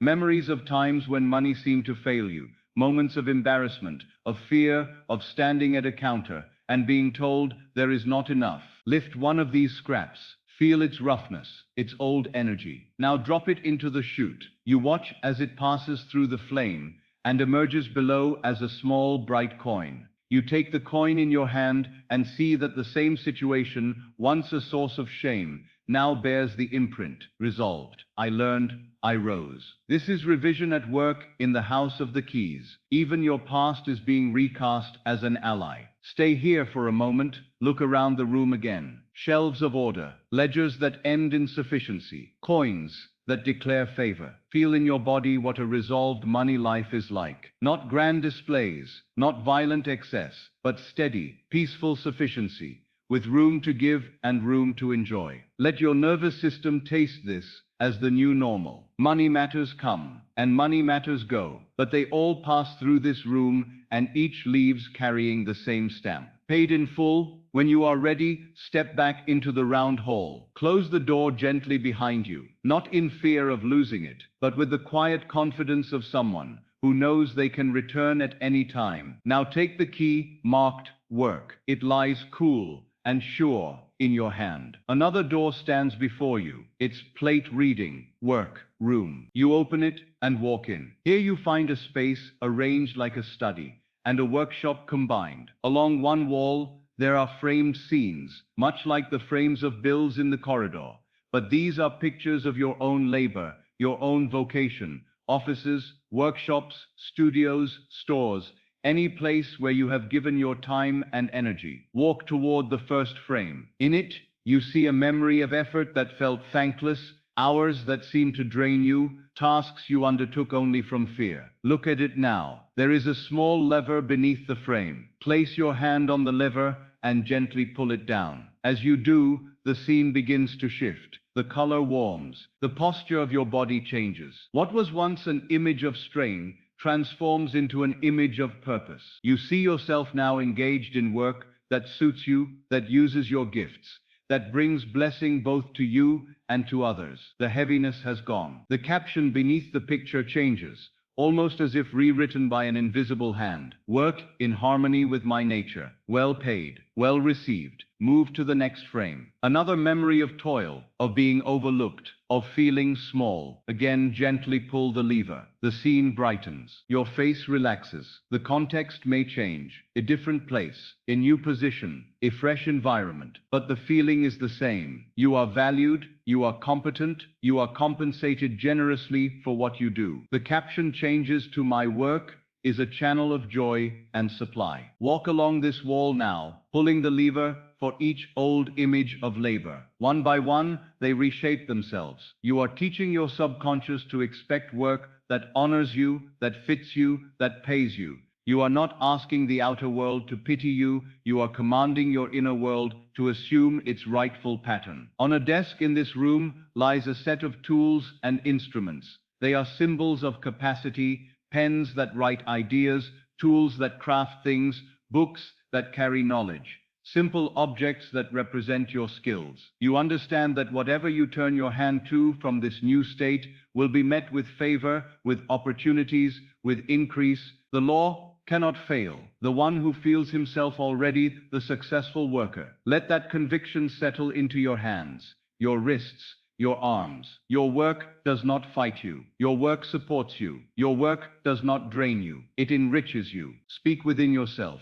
very softly. I agree to prosper in the work that suits me. I agree to be paid well for what I enjoy giving. I agree that my efforts are always fruitful, always recognized, always multiplied. Leave the workroom now, bringing that feeling with you. Close the door gently. The house hums with approval. Now take the key marked "Rest." This one feels different in your hand, lighter, smoother, as if polished by long use. The door that corresponds to it bears the plate "Room of Rest." Open it. Inside is a room unlike the others. There are no ledgers here, no tools, no frames, only quiet. A large bed, soft chairs, thick curtains that can be drawn or opened at will. The light is low and warm. The air smells faintly of lavender and clean linen. This is the chamber where you learn the richest truth of wealth, that true prosperity includes rest. You step inside and feel at once that all demands have stopped at the threshold. No one is asking anything of you here. No one is watching. No one is judging. This room exists for one purpose: to teach your body that it is safe to relax even when money is on your mind. Sit upon the bed. Feel how it welcomes your weight. Lie back for a moment in imagination and let your spine be supported from head to heel. Listen. In the silence, you can hear the faint echo of the fountain from the treasury of light, the soft chime of coins in the crystal city, the hum of resolved ledgers in the money room. All of that continues without your effort. Here, you realize a powerful thing. You do not keep your world together by tension. It is not your anxiety that pays the bills. It is your assumption. You may rest and still the law will work. You may sleep and still supply will flow. On a small table beside the bed lies a single coin, larger than the others. On one side is engraved, "Rest." On the other, "Everything resolves in my favor." Pick up this coin. Hold it against your chest. Feel how the message on its face moves through you. Rest and resolution are not enemies. They are companions. When you rest in the feeling of paid in full, the outer world must eventually show you scenes that match that rest. In this room, you practice the very thing you are doing now. You close your eyes. You breathe slowly. You repeat within yourself, not as a chant,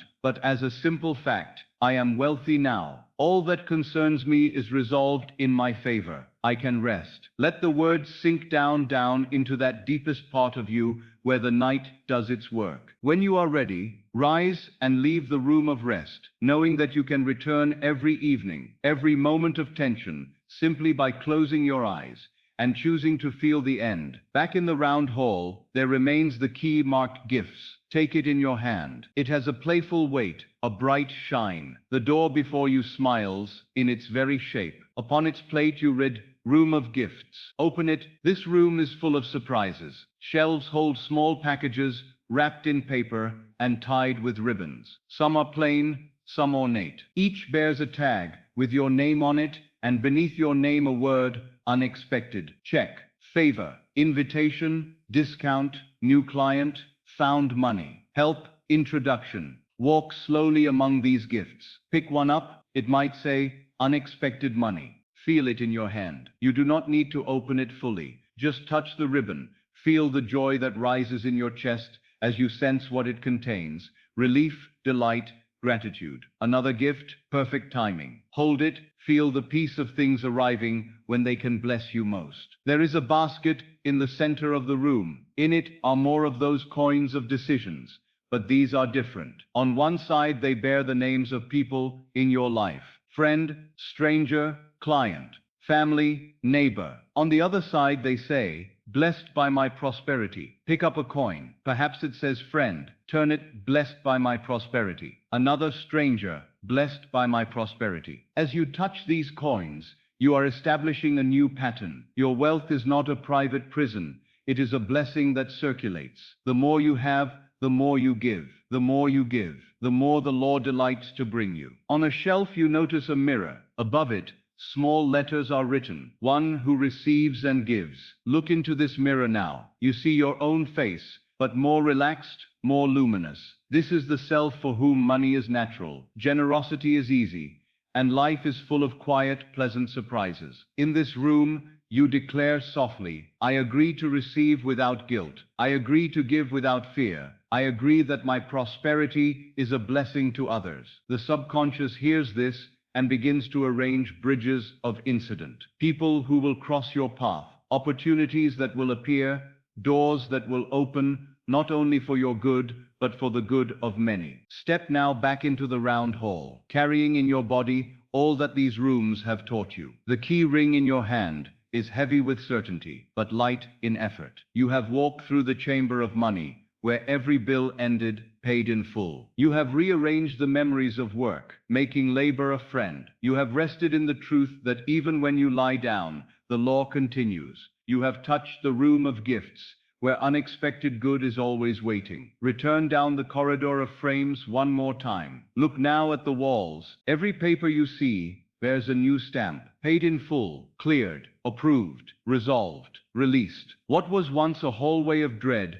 has become a gallery of answered questions. As you approach the door of the house, notice one more object by the small table: a shallow dish holding a few remaining coins. These are blank on one side. On the other side, they all bear the same inscription: everything resolves in my favor. Take one of these coins in imagination and press it gently into your own heart. Feel it melt into you, not as metal, but as conviction. Place your hand now upon the brass plate of the front door from inside. You are leaving, but you are not leaving empty. You have normalized the feeling of money resolved. You have taught your body that bills can end with peace, that obligations can close kindly, that questions can find answers, that unknowns can become testimonies. The house itself hums with approval as you step again into the quiet lane. The sky is a little darker now, stars more visible. A soft breeze touches your face. You feel different in your own skin. There is a new steadiness in your chest, a new ease in your breath,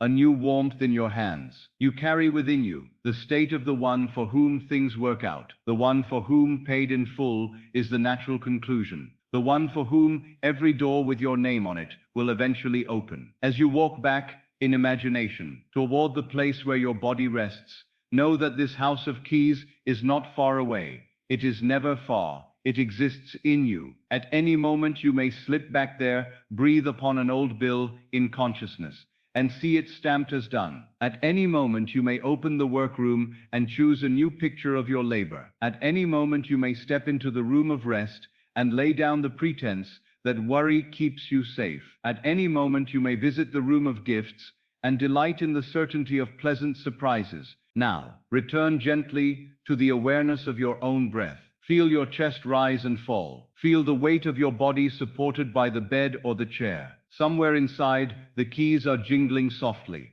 not with anxiety, but with readiness. The rooms are in order. The frames on the walls of your mind read paid in full. The coins of decisions all say the same thing: everything resolves in my favor. Let that sentence be the last impression you give to the subconscious before you drift deeper. Say it quietly within yourself, as though you are stating the most obvious fact in the world. Everything resolves in my favor. All that concerns me is paid. All that concerns me is cleared. All that concerns me serves my good. Feel how that lands in your nervous system. The jaw slackens. The shoulders loosen. The breathing deepens. Your inner house is in order. The keys are in your hand. The law is already at work.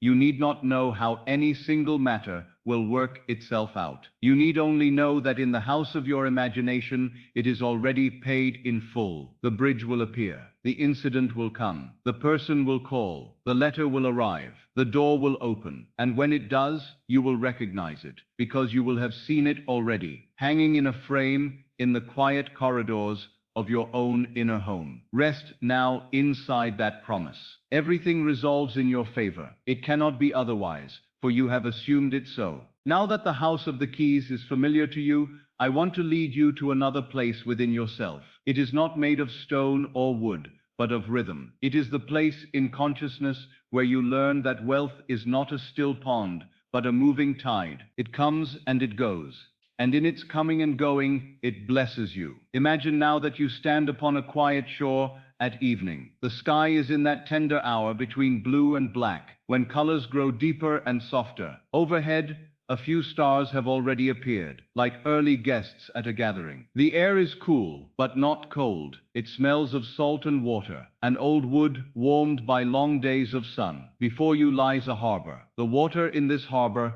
is calm, dark as velvet, with threads of reflected light rippling slowly across its surface. Wooden piers extend into it like patient arms, and along these piers you see boats of many sizes tied with thick ropes. Small lamps hang from posts and from the masts, casting golden circles on the planks and on the water below. Walk slowly toward the first pier. Hear the soft creak of the wood beneath your steps. Feel the gentle give of the boards. The harbor accepts your weight. It has seen many comings and goings. It does not rush. It does not worry. It knows that what departs will return in its right time. You come to the edge of the pier, and the nearest boat drifts closer, nudging the dock as if greeting an old friend. Its hull is painted a deep, comforting color. Along the side, in clear letters, you read a single word, paid. Reach out and lay your hand upon the boat's edge. Feel the solid presence of it. This is not a dream of payment. It is the embodiment of it. This boat carries all the scenes in your life, where things resolve, where accounts close in your favor, where bills are satisfied, where obligations are quietly taken care of. As you touch the boat named paid, notice what rises in your body.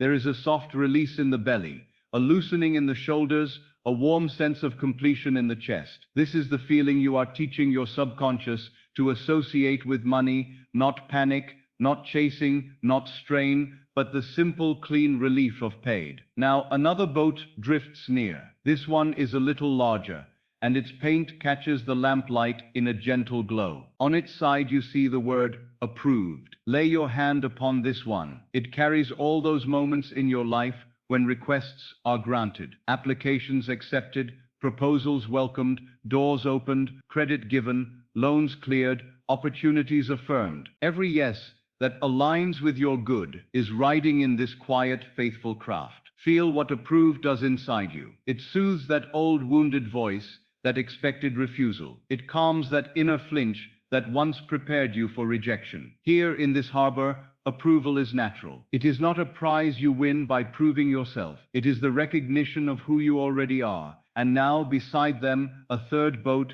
gently taps against the pier. It is different. On its side is written, arriving. This boat represents all that is on its way to you, though you may not yet see it in the outer world. Payments in transit, opportunities gathering, help moving across the sea of events toward you. Things already decided in your favor long before you hear of them. Touch this boat as well. Feel the living sense of in motion. Not maybe, not if not someday, but arriving. There is a quiet excitement here, a soft anticipation without strain. You do not stand on the pier shouting into the night, where is it? You simply know that the tide is faithful and that what is yours is on the water. Stand there now, one hand on paid, one hand on approved, and your awareness resting gently on arriving. Let these three states soak into you.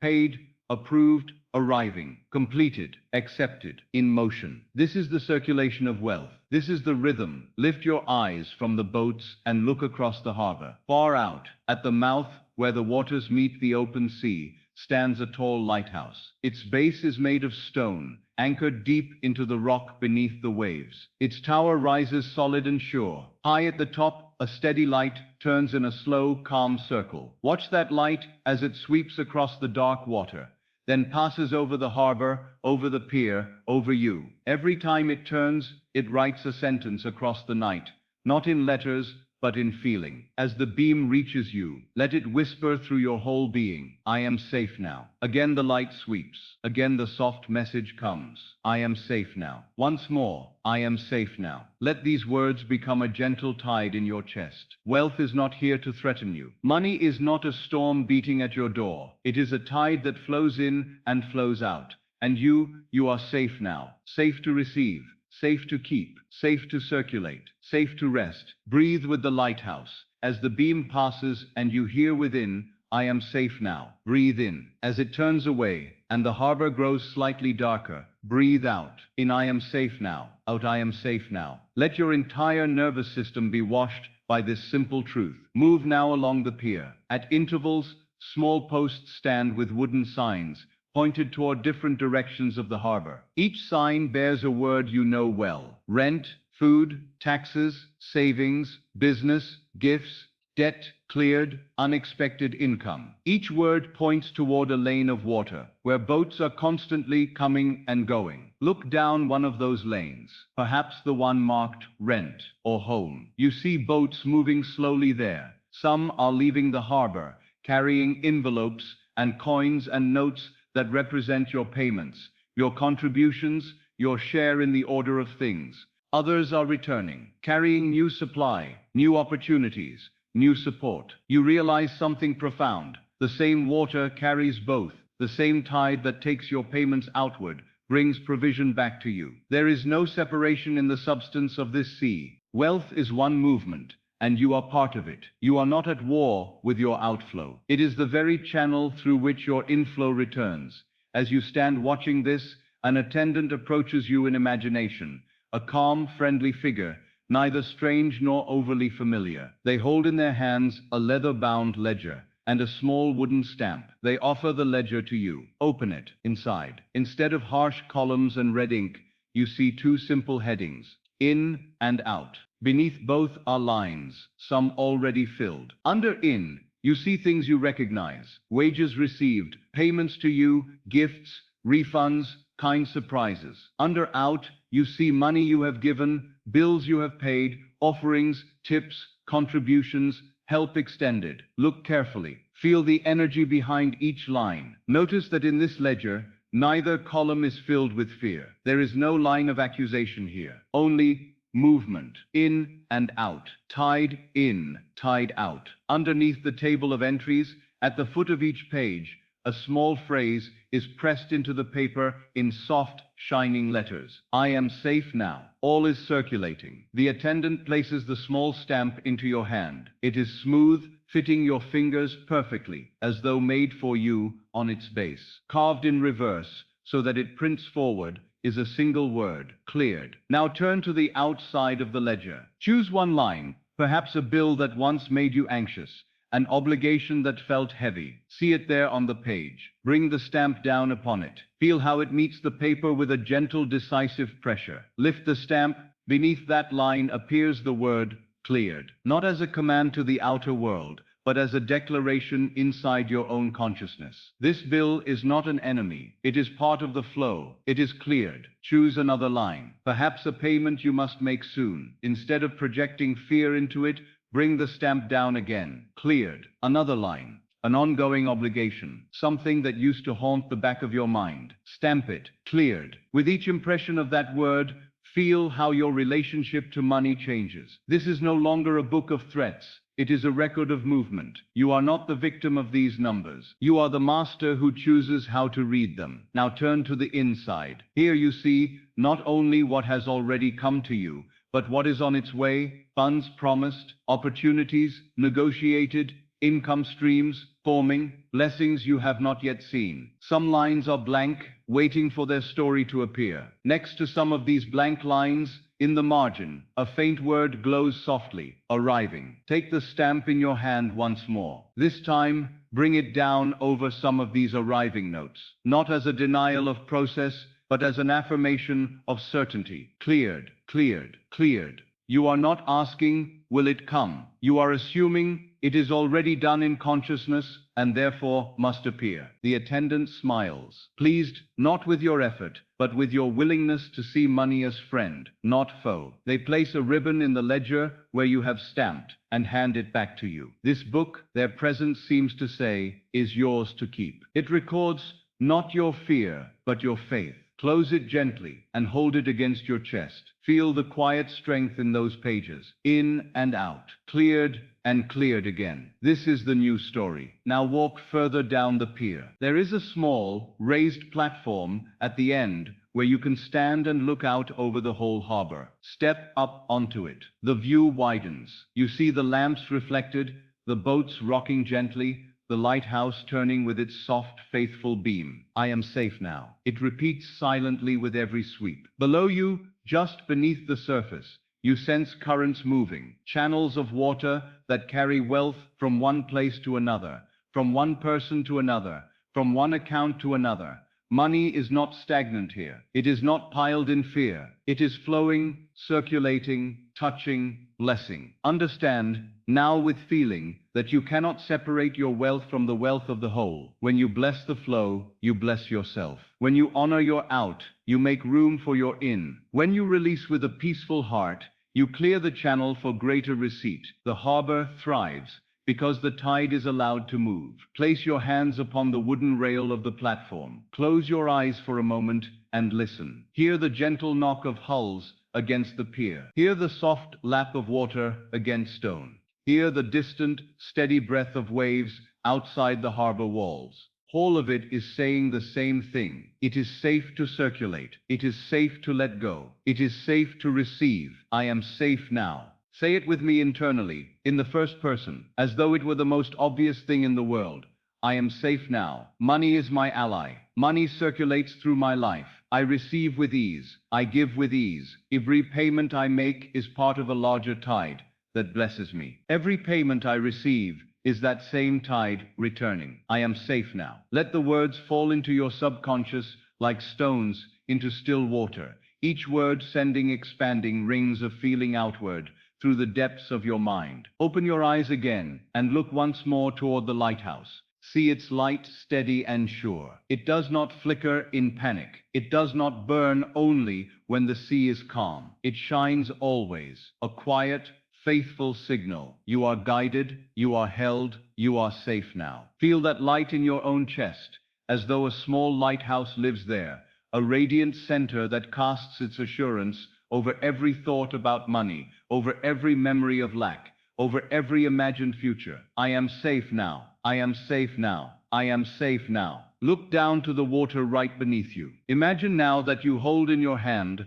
one of the small warm coins from the House of the Keys. On its face, the familiar phrase is engraved. Everything resolves in my favor. You stand above the water and you drop this coin into the harbor. Watch as it falls, not like a heavy stone, but like a seed of light. As it touches the water, circles begin to spread outward, growing wider and wider, touching every boat, reaching the shore, meeting the base of the lighthouse, every pier, every unseen tide. Those circles carry your new assumption into every corner of your financial life, into old accounts, into new deals, into places you know, and into places you do not know. The outer world will call it coincidence, good fortune, unexpected favor. But you will know the tide has turned because the inner word has changed. Stand there a few moments longer, simply breathing with the harbor. In and out, in and out. Paid, approved, arriving, in and out.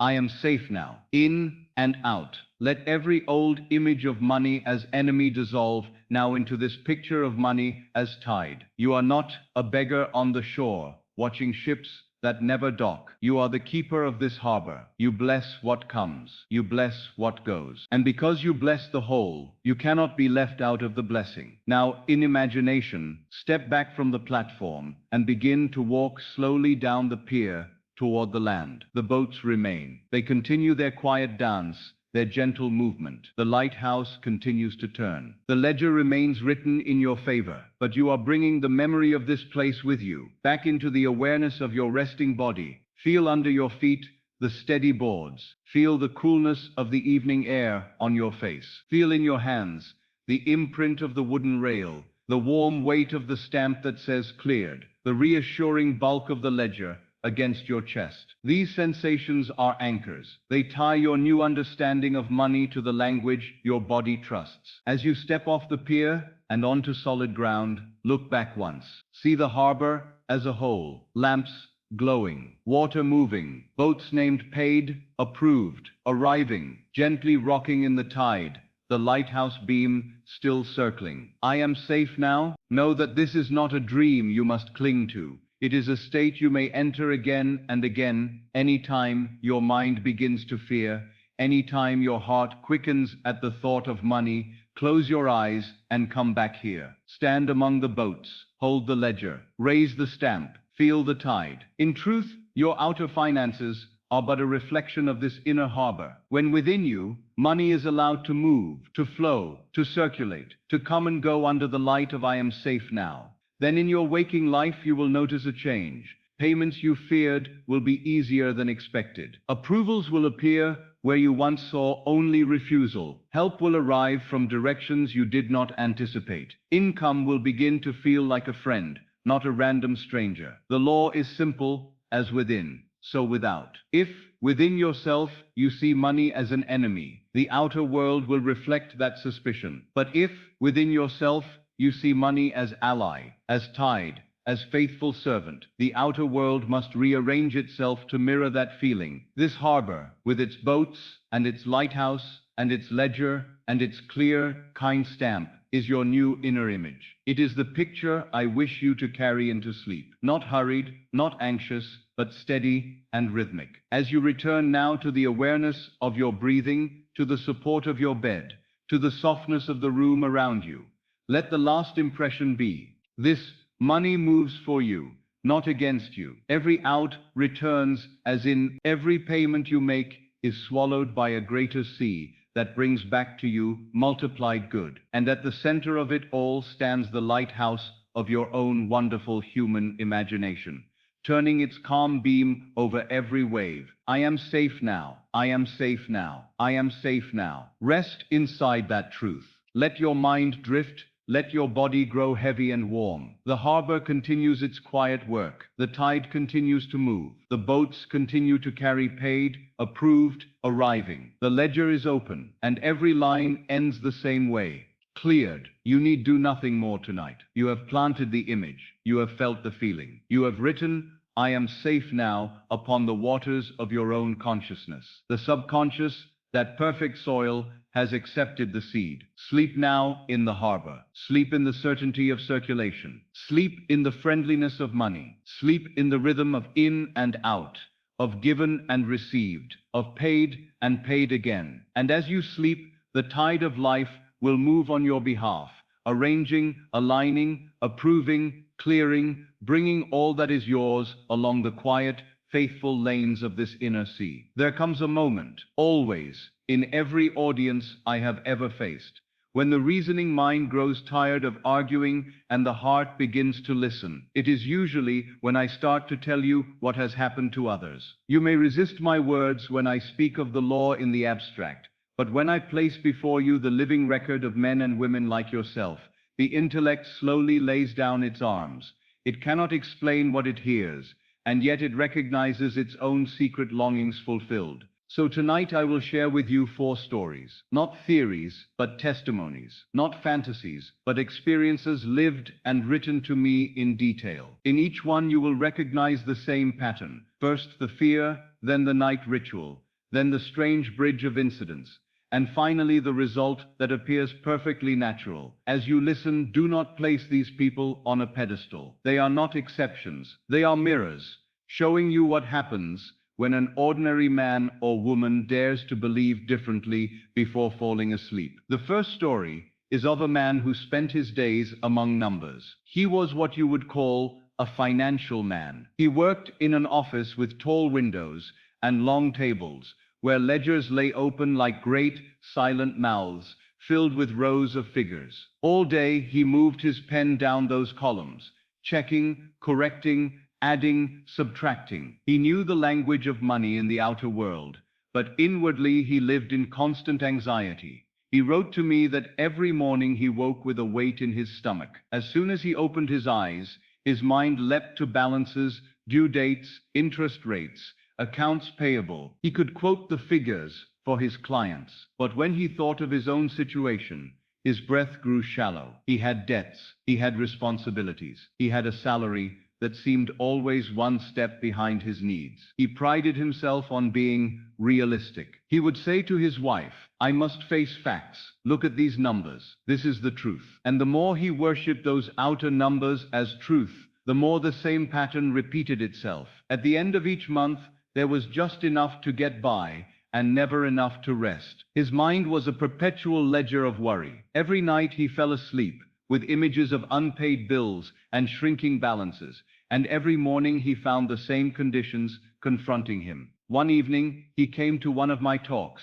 I said to the audience, "You do not experience what you want. You experience what you assume to be true. You are not the servant of figures in a book. Those figures are the shadows cast by your inner state." He sat there, offended and intrigued. He thought, numbers are objective. They do not lie. And yet something in him recognized that his fear was not coming from the paper. It was coming from the story he told himself about that paper. After the lecture, he waited. And when the others had gone, he told me his situation. I said to him, "My dear, you are using your wonderful imagination against yourself.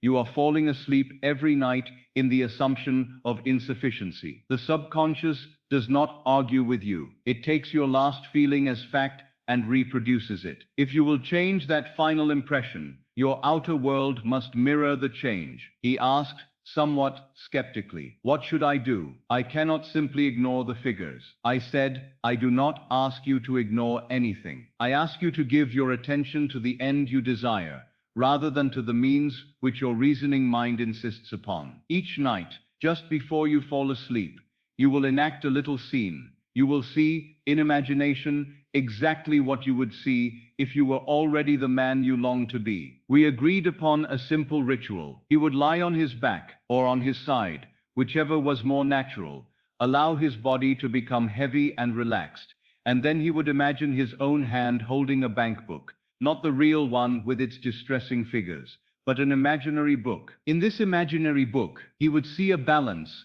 so generously in his favor that his whole body would feel the relief of it. He would not concern himself with the exact amount. He would only let the figures suggest abundance. Then, as he looked at this imaginary balance, he would hear himself say softly, "I am wealthy now. I am safe now. All my accounts are fulfilled." He promised to try it for a week. The first night, he said, his mind rebelled. It threw up every fact it could find. "This is foolishness. This is self-deception. Look at your real balances." But he remembered my words. Feeling is the secret. So he did not wrestle with the images. He brought his attention back again and again to the imaginary bank book. He saw the healthy, generous balance. He felt how his breathing would change if this were actually his condition. He let his shoulders sink. He allowed the phrase, "I am wealthy now," to move from his lips to his chest, becoming a gentle warmth rather than a mere sound. On the third night, something interesting happened. As he lay there, holding the invisible book and gazing at the imaginary balance, he felt a distinct easing in his body. His jaw relaxed, his forehead softened. For the first time in years, he fell asleep without rehearsing his worries. The last impression upon his subconscious was the feeling of enough. He continued this practice. Each night, no matter what had occurred during the day, he returned to the same inner scene, bank book in hand, healthy figures, a quiet voice, "I am wealthy now. I am safe now. All my accounts are fulfilled." He did not pray for any specific event. He did not ask, "How will this happen?" He simply lived, for those final minutes in the consciousness of having. Then the bridge began. He wrote to me that one of his oldest clients, a man he had not heard from in some time, telephoned him unexpectedly. This client had inherited an estate and needed someone reliable to reorganize his affairs. "You are the only one I trust," he said. The work was substantial, and the fee, though reasonable, was far larger than anything my student had yet earned at once. Shortly after, his employer called him into the office. They had been considering a new position, one that would place him in charge of a division rather than merely acting as a clerk. The raise in salary was again beyond anything he had dared to request. The employer said, "We have been watching your steadiness for some time. You are the man for this post." Then came smaller incidents, each one like a little confirmation. An old debt the man himself had forgotten was repaid. A minor investment, which had been inactive for years, suddenly produced a return. A payment he had expected to be delayed arrived early. Even his wife's careful housekeeping produced unexpected savings. Now I tell you, my friend, he did not connect these events at first with his nightly practice. He thought, "How fortunate, what a series of coincidences." But as they continued, as the new salary became stable, as the bank balance in the outer world began to resemble, in spirit if not in exact number, the one in his inner scene, he could no longer deny the connection. He wrote to me, "Neville, my outer ledgers have changed because my inner ledger changed first. I no longer worship the figures as masters.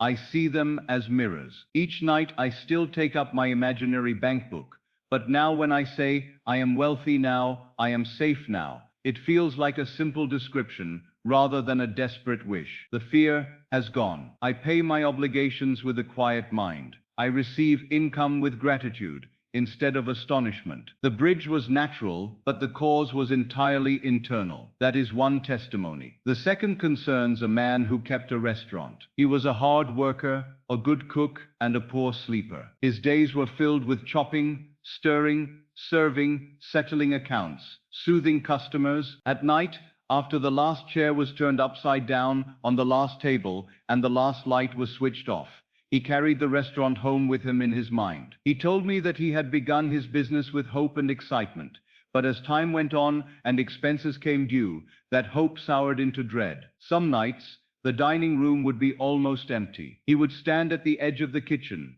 peering through the small window at the few occupied tables, and thinking, "How can this ever be enough? How will I pay the rent, the suppliers, the staff?" He would lie in bed, counting the empty chairs of the day instead of sheep. When he attended one of my meetings, I spoke on the law of identical harvest. Be not deceived. You reap what you sow in consciousness. The outer experience of your life is nothing more than the outpicturing of your inner conversations, your inner pictures, your inner assumptions. This troubled him. It seemed to him that his circumstances were the cause, and his fear the effect. But as he listened, he realized that his fear preceded the emptiness. Even when the room was half full, his inner commentary was, "It will not last. It is never enough." I told the audience, "If you will change the last picture on the screen of your mind before falling asleep, the film of your life will change." The restaurant keeper decided to try. At night, instead of going over the day's disappointments, he began a new ritual. He would lie down, close his eyes, and imagine himself standing once more in his own dining room, but not as it had been, thinly populated and quiet. He imagined it as he wanted it to be. He felt the warmth of many bodies in the room, heard the murmur of conversation, the clinking of cutlery, the occasional burst of laughter. He saw chairs filled, tables occupied, plates going out from the kitchen and returning empty. He heard, in imagination, a satisfied voice complimenting him on the meal. He let that one sentence stand for the success of the whole evening. He did not strain his imagination. He did not try to imagine every detail at once. He chose one angle, himself standing at the door at closing time, counting the evening's receipts and feeling a glow of quiet satisfaction. He would see his own hands, perhaps a little tired, but steady, placing notes and coins in the drawer. He would hear himself say, in a tone of simple relief, "Well, That was a good night. We are doing well. I am provided for. And then this is important. He brought his body into agreement with the scene. As he rehearsed this in imagination, he allowed his shoulders to relax, as they would if the worry were gone. He let his breathing slow, as it would if he felt secure. He married the image and the feeling. Then, and only then, did he let himself slip over the edge into sleep. The bridge began in small ways. A neighbor, who had never visited the restaurant, came in one afternoon for a simple lunch. He liked the food, and the next week he returned with a friend. A couple who had moved out of the neighborhood years before happened to walk past, noticed that the place was still open, and decided to dine there. They remembered the quality of the meals and told others who came. A small article appeared in a local paper, praising the warmth and sincerity of the place. None of these events seemed dramatic in isolation, but together they began to shift the pattern. More than once, on evenings that had started slowly, there would come a little wave of customers near closing time, just enough to turn a bare night into a decent one. The restaurant keeper noticed that his panic at such lulls had lessened. Instead of saying inwardly, "It will be a disaster," he found himself thinking, "It always works out. The night will fill," and it did. He told me that the most astonishing change to him was not in the receipts, but in his own body. "I sleep," he said, "as I have not slept since I was a boy." Those of you who have lived with constant anxiety know that this alone is wealth. But along with the sleep came the outer evidence. Accounts paid on time, suppliers willing to give him favorable terms, a landlord who said, unprompted, "You have become a fixture here. I shall not raise your rent this year." In his letter he wrote, "Neville, the room has not changed. The walls are the same. The tables are the same. The chairs are the same. But I have changed. I now stand inside the restaurant in the state of a man who is doing well. I assume that I am the owner of a successful establishment, and the customers seem to come to fulfill that assumption. I did not advertise more. I did not beg. I simply fell asleep, night after night, in the feeling that we are doing well. And now, quite naturally, we are." You see the pattern? Before fear, ritual, a simple nightly scene, felt as real, bridge, incidents no one could have predicted, but all in harmony with his new state. Result, a new normal that soon felt obvious. The third story is of a woman who worked on her own, what you might now call a freelancer. She was clever, gifted with words and ideas, but she lived, as so many independent workers do, in a constant ebb and flow of income. Some months she would be prosperous. Others, she would stare at her small calendar and wonder how she would meet her expenses. Her work depended upon clients, and she treated those clients unconsciously as gods. When they telephoned, she felt secure. When they were silent, she felt worthless. She had allowed her sense of value to be tied to other people's requests. When I first spoke to her, she said, "Neville, I cannot control when they call. I cannot manufacture demand. I am at the mercy of their whims." I said, "My dear, you are never at the mercy of people. You are at the mercy of your own inner state. Your clients are pushed out from within you. They act in harmony with your assumption of yourself." This offended her sense of fairness. She had been taught that the world out there acts upon us, and that we must endure or resist. The idea that her inner picture of herself as precarious was inviting precarious treatment seemed to place responsibility in a new and uncomfortable place. Yet she listened. I asked her, "If you were already the woman you wish to be, steady in your work, valued, always with more than enough, what would be different in your daily life?" She answered, "I would not wake in panic. I would not check the post or the telephone with dread. I would move more slowly. I would choose my projects, not grab at them." So I gave her a nightly ritual. "Before you drift into sleep," I said, "you will imagine a very ordinary scene, repeated many times. You will see yourself at your little desk, late in the afternoon. The day's work is done. On the desk lies a neat stack of pages, the finished work of the day. Beside it sits an envelope, already addressed. You know that inside that envelope is your payment. You do not open it in imagination. You simply feel the quiet gratitude that you have been well compensated, that you are in demand, that your work is valued." I instructed her to let that scene become vivid, to feel the smoothness of the paper under her palm, the slight weight of the envelope, the way her back would lean against the chair in a posture of satisfaction rather than strain. Then, while holding that feeling, she was to let the words, "I am wealthy now," drift through her as a fact. She did this faithfully. At first, nothing seemed to change. The sediment of old fears still lay heavy in her mind, but she persisted. Each night, the same simple scene. Desk, stack of completed work, envelope, a sense of enough, a sense of value. Then the bridge arose. One of her former clients, for whom she had done a small, unremarkable job months before, recommended her to a colleague. That colleague wrote to her, asking if she would consider a longer arrangement. It was work that suited her, and the proposed fee, while not extravagant, was steady. As they began, he discovered that she was far more capable than he had realized, and offered to increase the rate. At the same time, she found herself strangely less tolerant of clients who paid late or treated her poorly. She did not plan to be bold. She simply began to feel that such behavior did not belong in her world.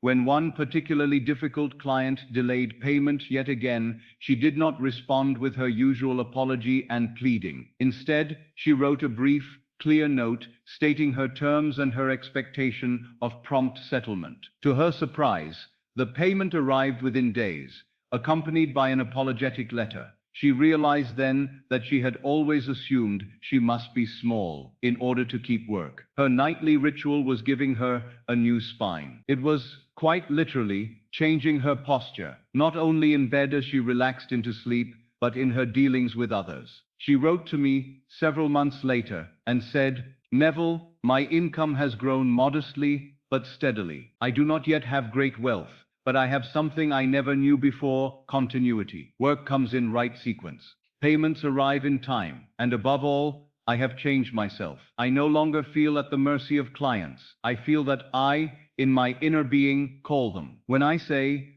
I am wealthy now, I am not announcing a dream. I am acknowledging a state that is already unfolding." Her rational mind, which once clung to worry as a form of control, surrendered when faced with this gentle, persistent evidence. It could not deny the bridge. Too many coincidences, too many timely opportunities, and yet nothing was dramatic enough to shock her. It all seemed like the natural consequence of an invisible arrangement. The fourth and final testimony I will share with you tonight concerns the owner of a small shop, a little business on a side street, with a window that displayed goods and a bell that rang when customers entered. This woman had poured her heart into that shop. She arranged the shelves with care, greeted each customer with warmth, kept the floor clean, the glass bright, and still the street was quiet, and the bell above the door often hung motionless for hours. She lived under the constant whisper, "Perhaps you will have to close. Perhaps you made a mistake. Perhaps you do not deserve to succeed." Those were not the words of the outer world. No one spoke them to her. They were the quiet, cruel sentences she repeated inwardly as she dusted the same items again and again, hoping someone would come to buy. When she heard me say, "Everyone is you pushed out," she was almost angry. She thought, "Do you mean to say that my empty shop is my fault?" But as she listened further, and I spoke of the law, that what you are in consciousness draws to itself the conditions of its own fulfillment, something in her softened. She recognized that she had been holding, as her final thought each night, a picture of failure. I asked her to describe to me, in detail, what she would experience in a day if her shop were thriving. She said, "The shelves would not be overfull. There would be space because things had been sold. The bell would ring often. I would have to reorder stock. At night, when I closed the till, I would hear the pleasant sound of coins and notes as I counted them. I would feel tired in my feet, but satisfied in my heart. I would say to myself, we had a good day." So we turned that description into a nightly ritual. Each night, just before sleep, she stood in imagination behind her own counter. Late in the day, the sun had gone down outside. The lamps inside were lit, casting a warm glow on the familiar objects. In her hands, she held the day's takings, some coins, some notes. She did not count them precisely. She only felt that the amount was pleasing. She experienced the satisfaction of having met her obligations, with more left over to save, to expand, to enjoy. As she touched the imaginary money, she allowed a wave of gratitude to move through her. Not the frantic gratitude of someone begging for more, but the quiet thank you of one who knows that this is her new normal. She let her inner voice say, I am wealthy now. My shop is blessed. I am provided for. Then she allowed her body to sink into the bed and carried that feeling across the threshold into sleep. Some nights were more difficult than others. On days when hardly anyone had entered, the old picture would press itself forward. She would see the empty doorway, the silent bell, the stillness. But she had learned the secret. You do not fight the image, you replace it. So she thanked the old picture and gently turned her attention to the new one. The worn mat at the door, the faint scuffs from many shoes, the slight disorder on the shelves where customers had taken things down, examined them, purchased them. She chose the end and persisted. Then the bridge appeared, as it always must. A woman who passed her shop each day on her way to the market finally came in. I have been meaning to look inside, she said. She bought a small item and left. The next day, she returned with a friend. I told her about this place, she said. It's delightful. The friend bought something as well. A man who owned a larger establishment in the neighborhood entered one afternoon and said, I have been watching you. You keep this place so nicely. Would you be willing to display some of my goods on a consignment basis? We can both profit. She agreed, and the new items drew attention from people who might otherwise have walked past. Rainy days, which she had once cursed, brought in customers seeking shelter. While they waited for the showers to pass, they looked around and bought things they had not known they needed. A small mention in a local bulletin, no more than a few lines, described her shop as a hidden treasure, and more people came to see for themselves. She found, too, that she herself began to behave differently. She no longer stood behind the counter as though shrinking from the world. She moved through her shop like one who expects guests. She greeted each person as though they were part of a story already known. Here is another satisfied customer. There was no strain in it. Her nightly ritual had made that feeling natural. In her letter to me, she said, Neville, at first I wanted a sudden flood. I wanted miracles. But what I received was something much better, a new identity. I no longer see myself as that desperate woman begging the world to notice her little shop. I see myself as the owner of a blessed establishment, and the world responds to that. Some days are still quieter than others, but the fear has gone. The month as a whole is good. The bell rings. The shelves turn over. I fall asleep thinking, we had a good day, and more good days come. Now why do I tell you these stories? Not to entertain you, not to give you someone else to envy. I tell you because the reasoning part of you needs witnesses. It wants to ask, is this law real? Does it work outside of theory? So I offer you these four: man of finance, keeper of a restaurant, independent worker, small shop owner. Different personalities,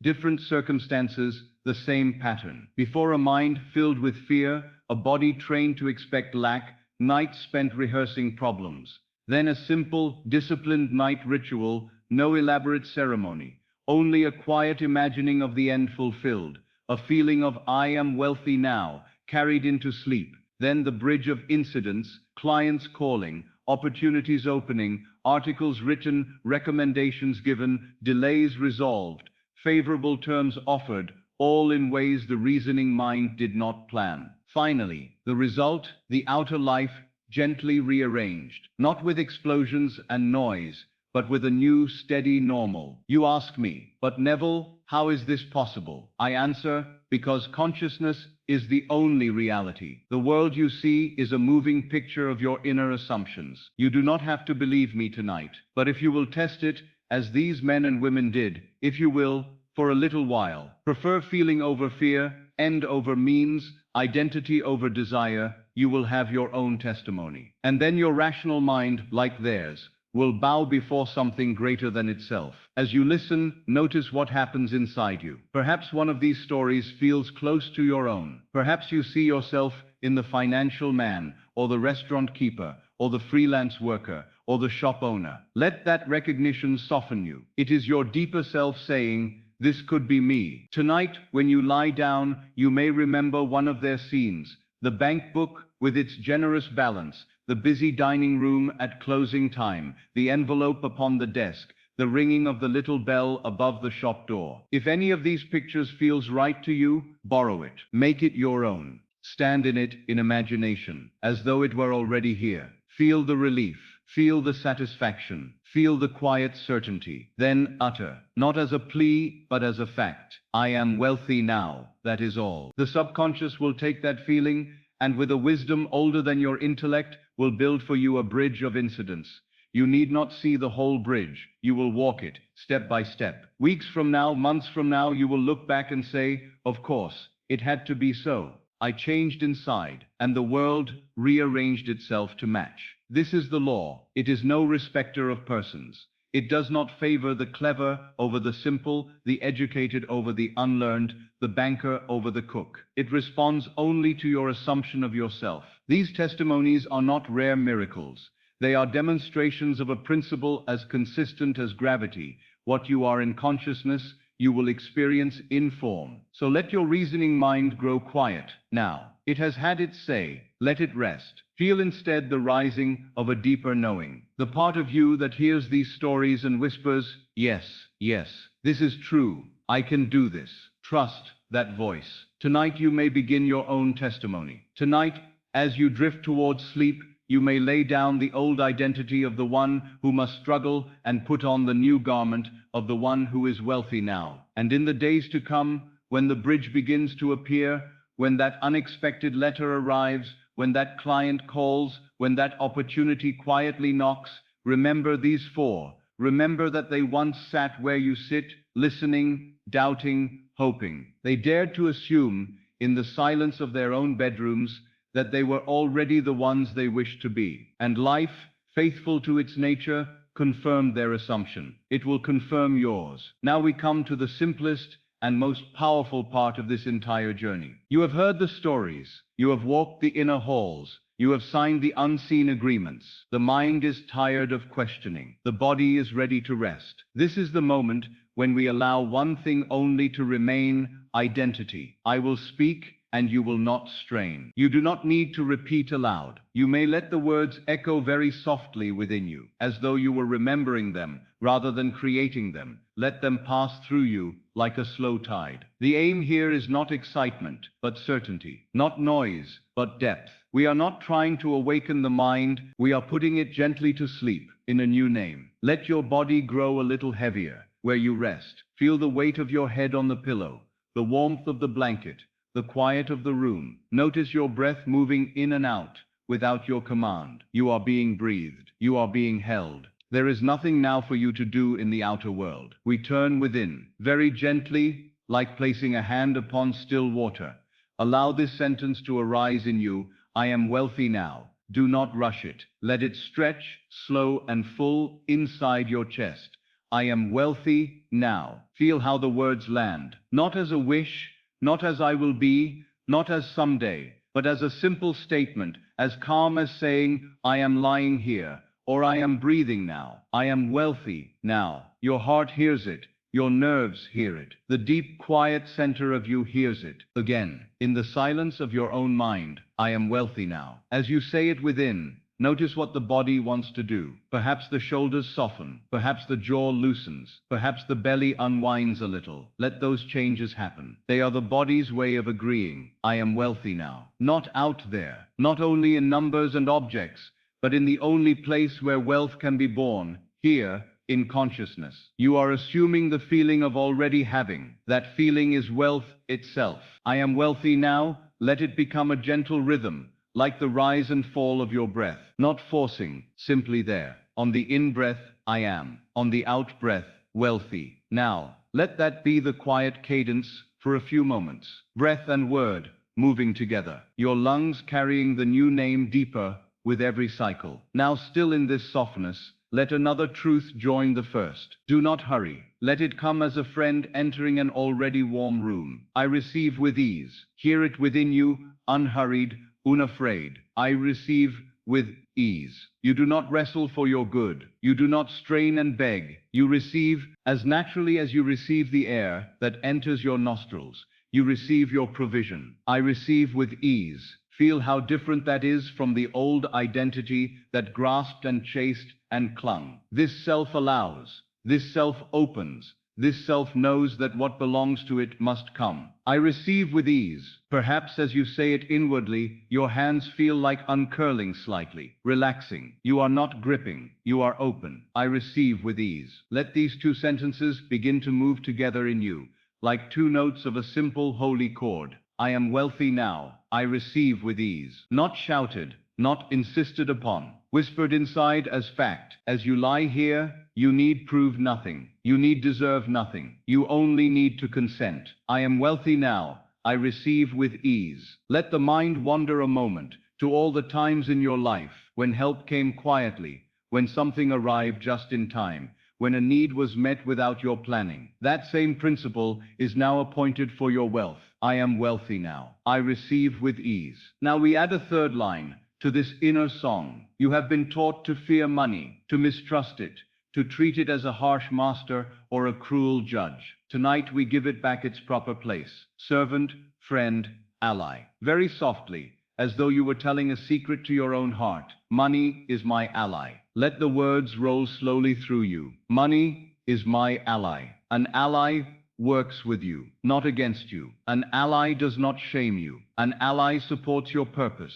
An ally responds when you call. Money is my ally. You are not at war with it. You need not drive it away with guilt or call it with desperation. You walk side by side. You direct it. It serves you. Money is my ally. Allow any old stories of conflict, of fear, of never enough to melt a little each time you say it. Money is my ally. There is a new relationship now, quiet and sane. You respect it and it respects you. You bless it and it blesses you. Money is my ally. Now allow all three sentences to float together in the stillness behind your eyes. No effort, just a slow turning. I am wealthy now. I receive with ease. Money is my ally. Let them pass one by one, like three stars moving across a night sky. First, I am wealthy now. Then I receive with ease. Then money is my ally. Then back again. I am wealthy now. I receive with ease. Money is my ally. Each time they return, they sink a little deeper into the fertile soil of your subconscious. You are not trying to convince yourself with argument. You are impressing yourself with feeling. I am wealthy now. I receive with ease. Money is my ally. Notice how calm the body becomes when you hear these as already true. No racing, no urgency, just a gentle spreading warmth. Now we come to the great principle, the law at the root of all I have ever taught. You must live in the end. Not visit it occasionally as a guest, but live there as a resident. The end is the state in which your desire is already fulfilled, the wish accomplished, the prayer answered. Say within yourself, slowly and clearly, I live in the end. Let it echo, I live in the end. Not at the beginning, asking, how will it happen? Not in the middle, worrying, is it working? In the end, where the thing is already done. You take up your dwelling there, in imagination, and refuse to leave.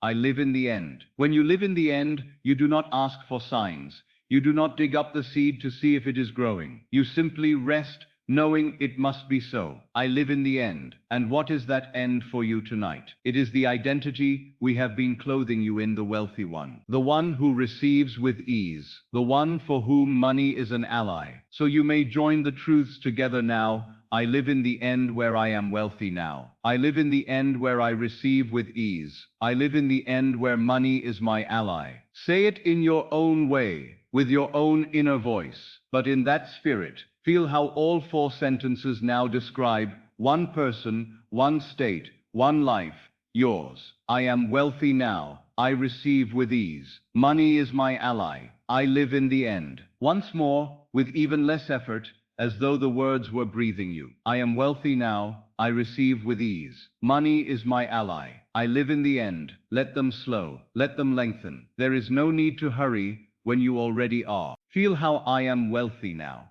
affects your chest, perhaps a gentle expansion, a warmth. Feel how I receive with ease affects your hands, perhaps a release, a softening. Feel how money is my ally affects your stomach, perhaps a quieting of old knots. Feel how I live in the end affects your mind, perhaps a hush, a surrender. Again, tiny and tender within, I am wealthy now. I receive with ease. Money is my ally. I live in the end. If a thought comes to contradict, but what about this bill? What about that situation? You do not fight it. You do not argue. You let it pass like a cloud across the sky and return your gaze to the sun of these truths. I am wealthy now. I receive with ease. Money is my ally. I live in the end. You are not trying to do anything with the outer world in this moment. You are doing only one thing, choosing who you are while you sleep. The subconscious will take that choice and faithfully reproduce it as circumstance. Now let us go even slower,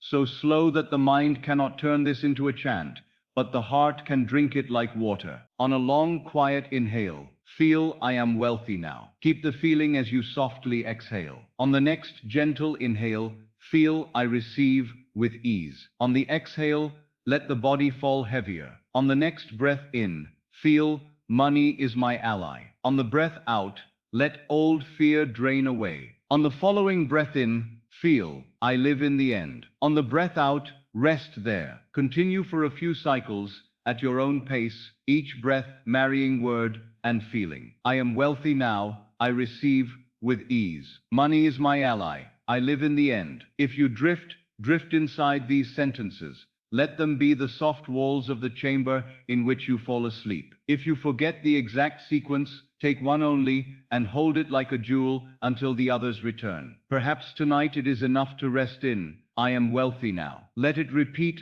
lazily, far beneath thought. I am wealthy now. I am wealthy now. You will find that all the others are contained in that one. Or perhaps it is I receive with ease that soothes you most. Let that line become the hammock in which your body swings gently towards sleep. I receive with ease. I receive with ease. I receive with ease. If your heart has long been at war with money, you may wish to stay a little longer with money is my ally. See if you can allow, for the first time, the feeling of friendship between you and the instrument that will carry your wealth. Money is my ally. Money is my ally. And if your mind is prone to questioning timing and method, I live in the end will be your medicine. It says I have moved beyond the how and the when. I dwell in the already done. I live in the end. I live in the end. Now gather them again, gently, like four corners of one cloth, and wrap yourself in them. I am wealthy now. I receive with ease. Money is my ally.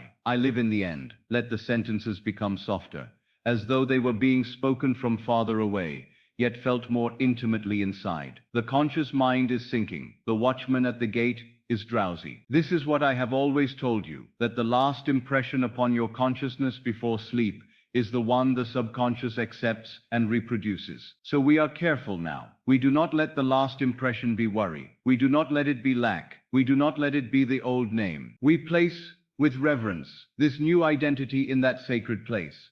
You are the one who is wealthy now. You are the one who receives with ease. You are the one for whom money is ally, not enemy. You are the one who lives in the end of answered prayer. Rest in that. Let it become so obvious that you grow bored with the old story. The old story has no more power here. If you feel moved to do so, you may place one hand lightly upon your chest and one upon your stomach. Feel the warmth of your own flesh. You are the temple. You are the altar. You are the priest and the sacrifice and the offering. Into this living temple you speak, I am wealthy now. I receive with ease. Money is my ally. I live in the end. Then you say nothing more. You let silence complete the work. The law does not need your help. It needs only your consent. Should you wake in the night, do not fall back into the old habit of rehearsing problems. Take one of these sentences and lay it like a cool cloth over the mind. I am wealthy now. Or, if that feels too strong in the middle of the night, I receive with ease. Let that be enough, and drift again. And when morning comes, you need not strain to remember every word. Simply rise, knowing that you have slept in a new name. Move a little more slowly, a little more surely, as one who is already supplied. Let your actions come from the truth you planted, not from the fear you once obeyed. Tonight, the seed is sown. Tonight, the identity is impressed. Tonight, the end is chosen. I am wealthy now. I receive with ease. Money is my ally. I live in the end. It is done. Now, my dear, we have come to the quiet door. Everything that needed to be said has been said. The law has been explained. The imaginal scenes have been walked. The identity has been chosen. You have not been entertained tonight, you have been remade. And now we must do the most important and the most simple thing. We must let the subconscious work without interference. So I ask you now, as a friend, as a brother, as the voice of your own deeper self, let everything become slower. Let your breath be soft. Do not change it with effort, only notice it. Feel the air entering through your nose, cool and gentle. Feel it leaving by the mouth or nose, warm and relaxed. With each exhale, let the body grow a little heavier where it lies. The bed is holding you. You do not have to hold yourself up any longer. With one breath, we leave the day behind. All the words, all the images, all the numbers, all the faces of this day, let them stand outside the temple now. They have no business in the Holy of Holies. Inside, there is only one thing, your assumption, the state, the end. You have chosen it. You have practiced it. You have felt it. Now you will sleep in it.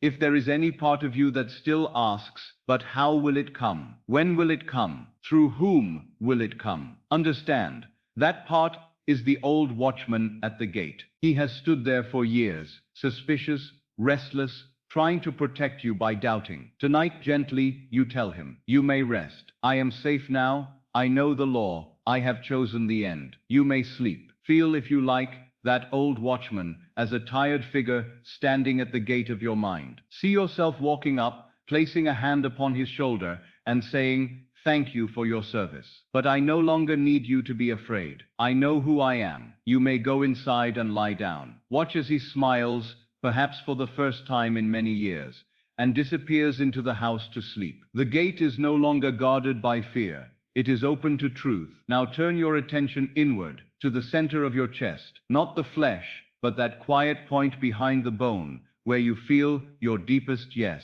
Let that place become warm, not burning, simply comfortable, like a small coal that has been glowing all along. In that warmth, you whisper, without moving your lips, I am wealthy now. You do not have to repeat it 100 times. Let it be like a seal pressed once into soft wax. The impression remains. The wax does not argue. It accepts the shape. So too, your subconscious tonight. I am wealthy now. You may let the words themselves dissolve and keep only the feeling of being provided for, the feeling of being accompanied, the feeling of doors already open, of paths already laid. Do not look out into the world. Do not see your present conditions. You have heard me say again and again, you do not construct the end, you simply occupy it. You are doing that now, not by effort, but by consent. Notice your body. Your head is supported. Your neck is supported. Your shoulders are supported. Your back, hips, legs, feet, all supported. Even the air is supporting you. Life is holding you at every point. You are not a beggar in this universe. You are upheld by it. This very support you feel now in your body is the shadow of a deeper support, the law itself. Say quietly, within, I am already supported. I am already supplied. I am already inside. I have told my audiences many times, you are not standing outside the house of your desire, knocking and pleading. Let me in. Let me in. That is the posture of one who does not know God as his own imagination. Tonight you drop that posture. You are not at the door. You are not in the street. You are already inside the house. Feel that with me now. You are not out in the cold, looking in through the windows of other people's lives. You are seated in your own warm room. The lamp of your awareness is lit. The table of your provision is set. The walls around you are not walls of lack. They are walls of security. You are already inside the house. You may picture it if it comforts you. A simple, beautiful house that represents your wealthy identity. Nothing gaudy, nothing strained, just right. You are in your own chair there, at your own table, touching your own things, knowing this is mine, because I am here. It belongs to the state I occupy, and I occupy it. You are already inside the house. Let that sentence be like a blanket over the mind. When a stray worry tries to peek in, the blanket covers it. No, I am not in the street. I am not outside begging. I am already inside. The door is closed to fear, but open to supply. Now we do something very simple. We turn the whole movement of consciousness downward, not down into darkness of ignorance, but down into the deep soil where seeds grow, The conscious mind has done enough. It has listened, understood, imagined, chosen. Now it must become still and sink. As you breathe out, imagine you are slowly descending a gentle stair inside yourself. With each exhale, one step lower, one step deeper. There is no basement of terror here, no dungeon of guilt. This stair leads to the quiet workshop, where the subconscious weaves your world. Step and breathe. Step and breathe. Nothing to fear down here. You are descending into God in action, into your own creative center. And you are descending not as the poor one, not as the anxious one, not as the beggar, but as the wealthy one. You carry your identity with you. I am wealthy now. Feel that as your foot touches each inner step. The wealthy one goes down to sleep. The wealthy one lies upon the bed. The wealthy one closes his eyes. The wealthy one breathes. The wealthy one dreams. It is not the old self who is going to sleep tonight. That man died when you chose the end. It is the new one who sleeps. And what a man is when he sleeps, that he will one day be outwardly. Now at the bottom of this gentle stair, there is a room. It is very quiet. No sound from the outer world is heard here. No voice of criticism, no voice of comparison, no voice of not enough. Only a soft, living silence. This is the chamber of the end. You enter it. In this chamber, there is nothing to build. There is nothing to work out. Everything is already arranged in your favor. Your only task is to lie down upon the bed in the middle and rest, as though all were so. You have heard me tell you many times, sleep in the assumption of the wish fulfilled. This is that sleep, so in imagination, lie down on that inner bed. Feel how perfectly it holds you. You do not have to pretend here. You may be entirely honest. You may let the shoulders drop completely. You may let the heart stop fighting. You may let the mind stop rehearsing. In this room, the end is the only reality. Say inwardly, once more, as you lie there, I live in the end. Not, I will live. Not, I hope to live. I live in the end. And what is that end? It is the state of wealth, of supply, of ease with money, of friendly relationship with all channels of provision. Do not see it far away. Feel it as the atmosphere of this inner room. The air here is thick with completion. The walls are built of already done. The pillow is stuffed with already mine. You are breathing the finished work. Sleep in the end. Let that be your instruction to yourself, not as a command that creates strain, but as a gentle reminder. Ah, yes. Tonight I do not sleep in worry. I sleep in completion. I sleep in the end. Do not look back to the beginning. Do not rehearse the journey. Do not search for the bridge of incidents. That is not your province. Your province is the end. The bridge will build itself while you rest.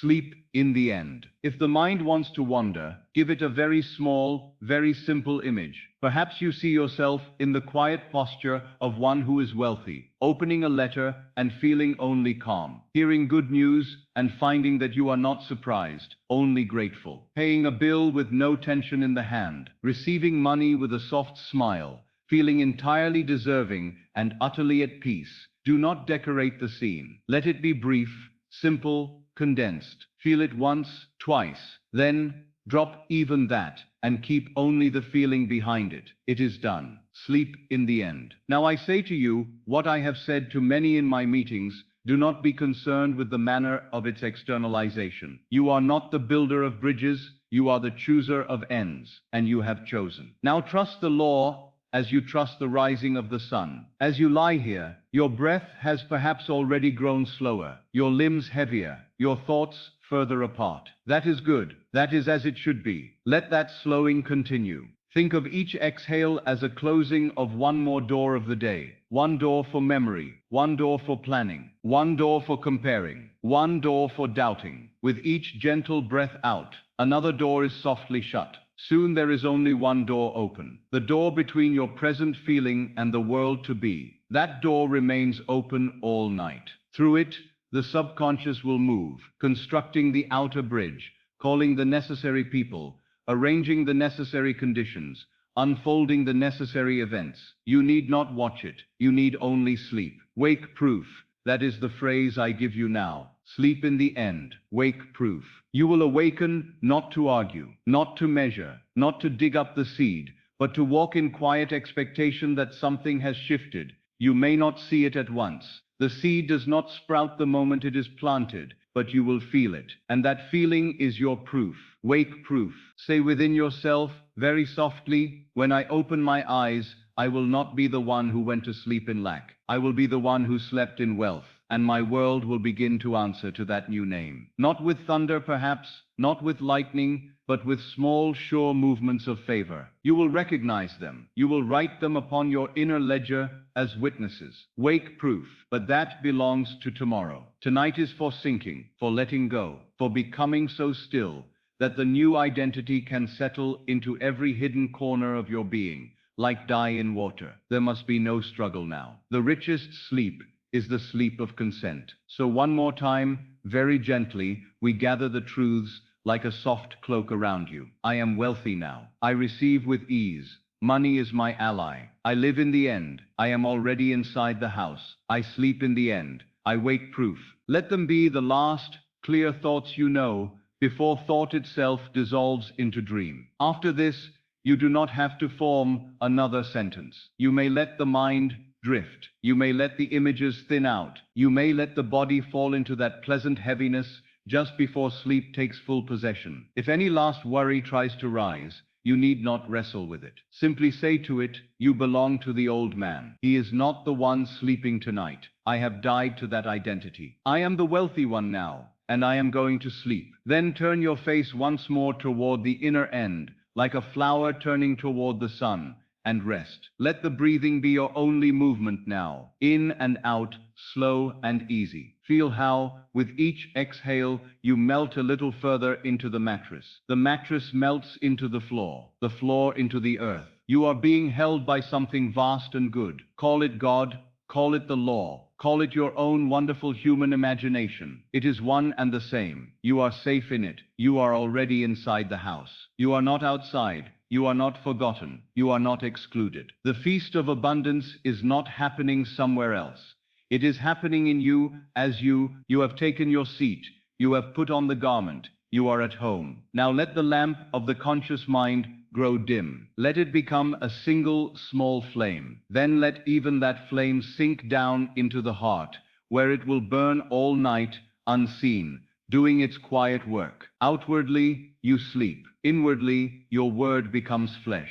Sleep in the end. Let that phrase be like a lullaby, humming far off as you drift. Sleep in the end. Sleep in the end. Sleep in the end. You do not have to sing it. Let it sing itself, then fade. The subconscious has heard you. It has accepted its task. Wake proof. You will open your eyes into a world that has begun to rearrange itself. You will not see all of it at once, but you will feel the first signs. A new calm when you think of money, a new dignity in your bearing, a new willingness to receive, a new grace in giving. You will recognize yourself as the one you chose to be tonight. Rest now. The night is your servant. The law is your servant. Money is your servant. All things are working together to outpicture the state you occupy. You have occupied wealth. You have occupied ease. You have occupied friendly money. You have occupied the end. There is nothing left to do. Allow the last of your attention to fall back, as if sinking into a warm, still pool. You do not have to make that happen. Simply stop holding yourself above the water. Let go. Let yourself fall. I am wealthy now. I sleep in the end.